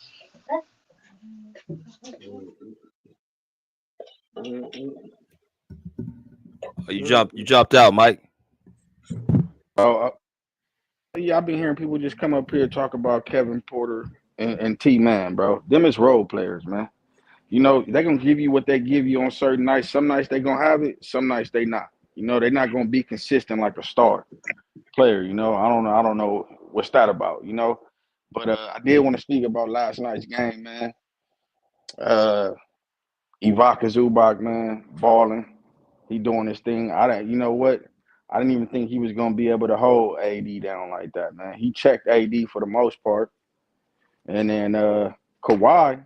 Remember, I came up here the other day and I told you I was worried about Kawhi, man. These last two games, I ain't worried about it no more. Hey, Kawhi, 100%, man. He just taking it easy, checking all the boxes like he's supposed to right now. I think Kawhi, hey, he back in that mode again. He looked like a killer last night, you know. And then I want to get on. I think right now a lot of Clipper Nation, man, they give James Harden a hard time, man. And I think dude been one of our most consistent basketball players too, man. He been balling, man. You know, the turnovers, you see they going down since Kawhi came.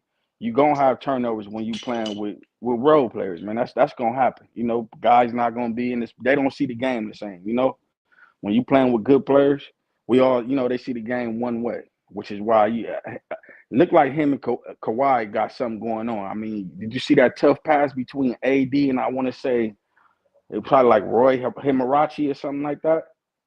And Kawhi went up for the basket. That right there let me know, hey, dude is 100% right there. I feel it. Shoot. Now, what else you saw? You saw anything else? Was that the main thing?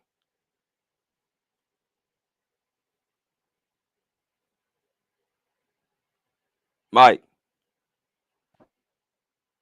All-star, man. We need to change we need to go back to what it used to be, man. Because I mean, I get the popularity vote, man, but you got to start voting the right guys in there too. Norman Powell having a hell of a season. Right. You feel me? And for the most part, that's it, man. All right, fellas. Salute to y'all. Hey, I don't know if Dom just dropped, but I'm gonna go ahead and end it there. We'll be back on tomorrow. Y'all. I'm gonna have a lot of stuff for y'all content at the game. So, what y'all want me to start going live at the games? Like going live at media and stuff like Yeah. that? Hey, yo, Oh yeah, that'll be dope. That'll I be dope, man. support Because I'm that. just now knowing that you was a part Yeah. of the media. I just figured that out. I didn't know that. Yeah, you All support. right. Hey, use every blessing you got. Go live. All right. I'll do that for y'all then. I'll set that up That's a for y'all. fact. Good looking, man. All right, y'all. I'll see y'all tomorrow then. All Go right. Clippers. All right, clip. All right, y'all. So well, I'm gonna go ahead and set up media.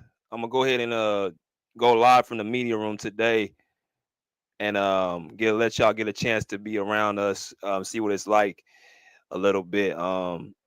It might be a first stretch, so I might get some time to really get more acclimated to it. But I'm gonna make sure I open that door for y'all so y'all can see what's going on. But I just need y'all to like the video for me, share and subscribe. Vote on the poll, all that good stuff, man. And like I said, we're gonna have a good, successful year, y'all. I appreciate y'all every day that y'all been supporting me. So we're gonna keep this ball rolling, man. But until next time, pull up a chair, pull live. Peace. Out of here like swimwear.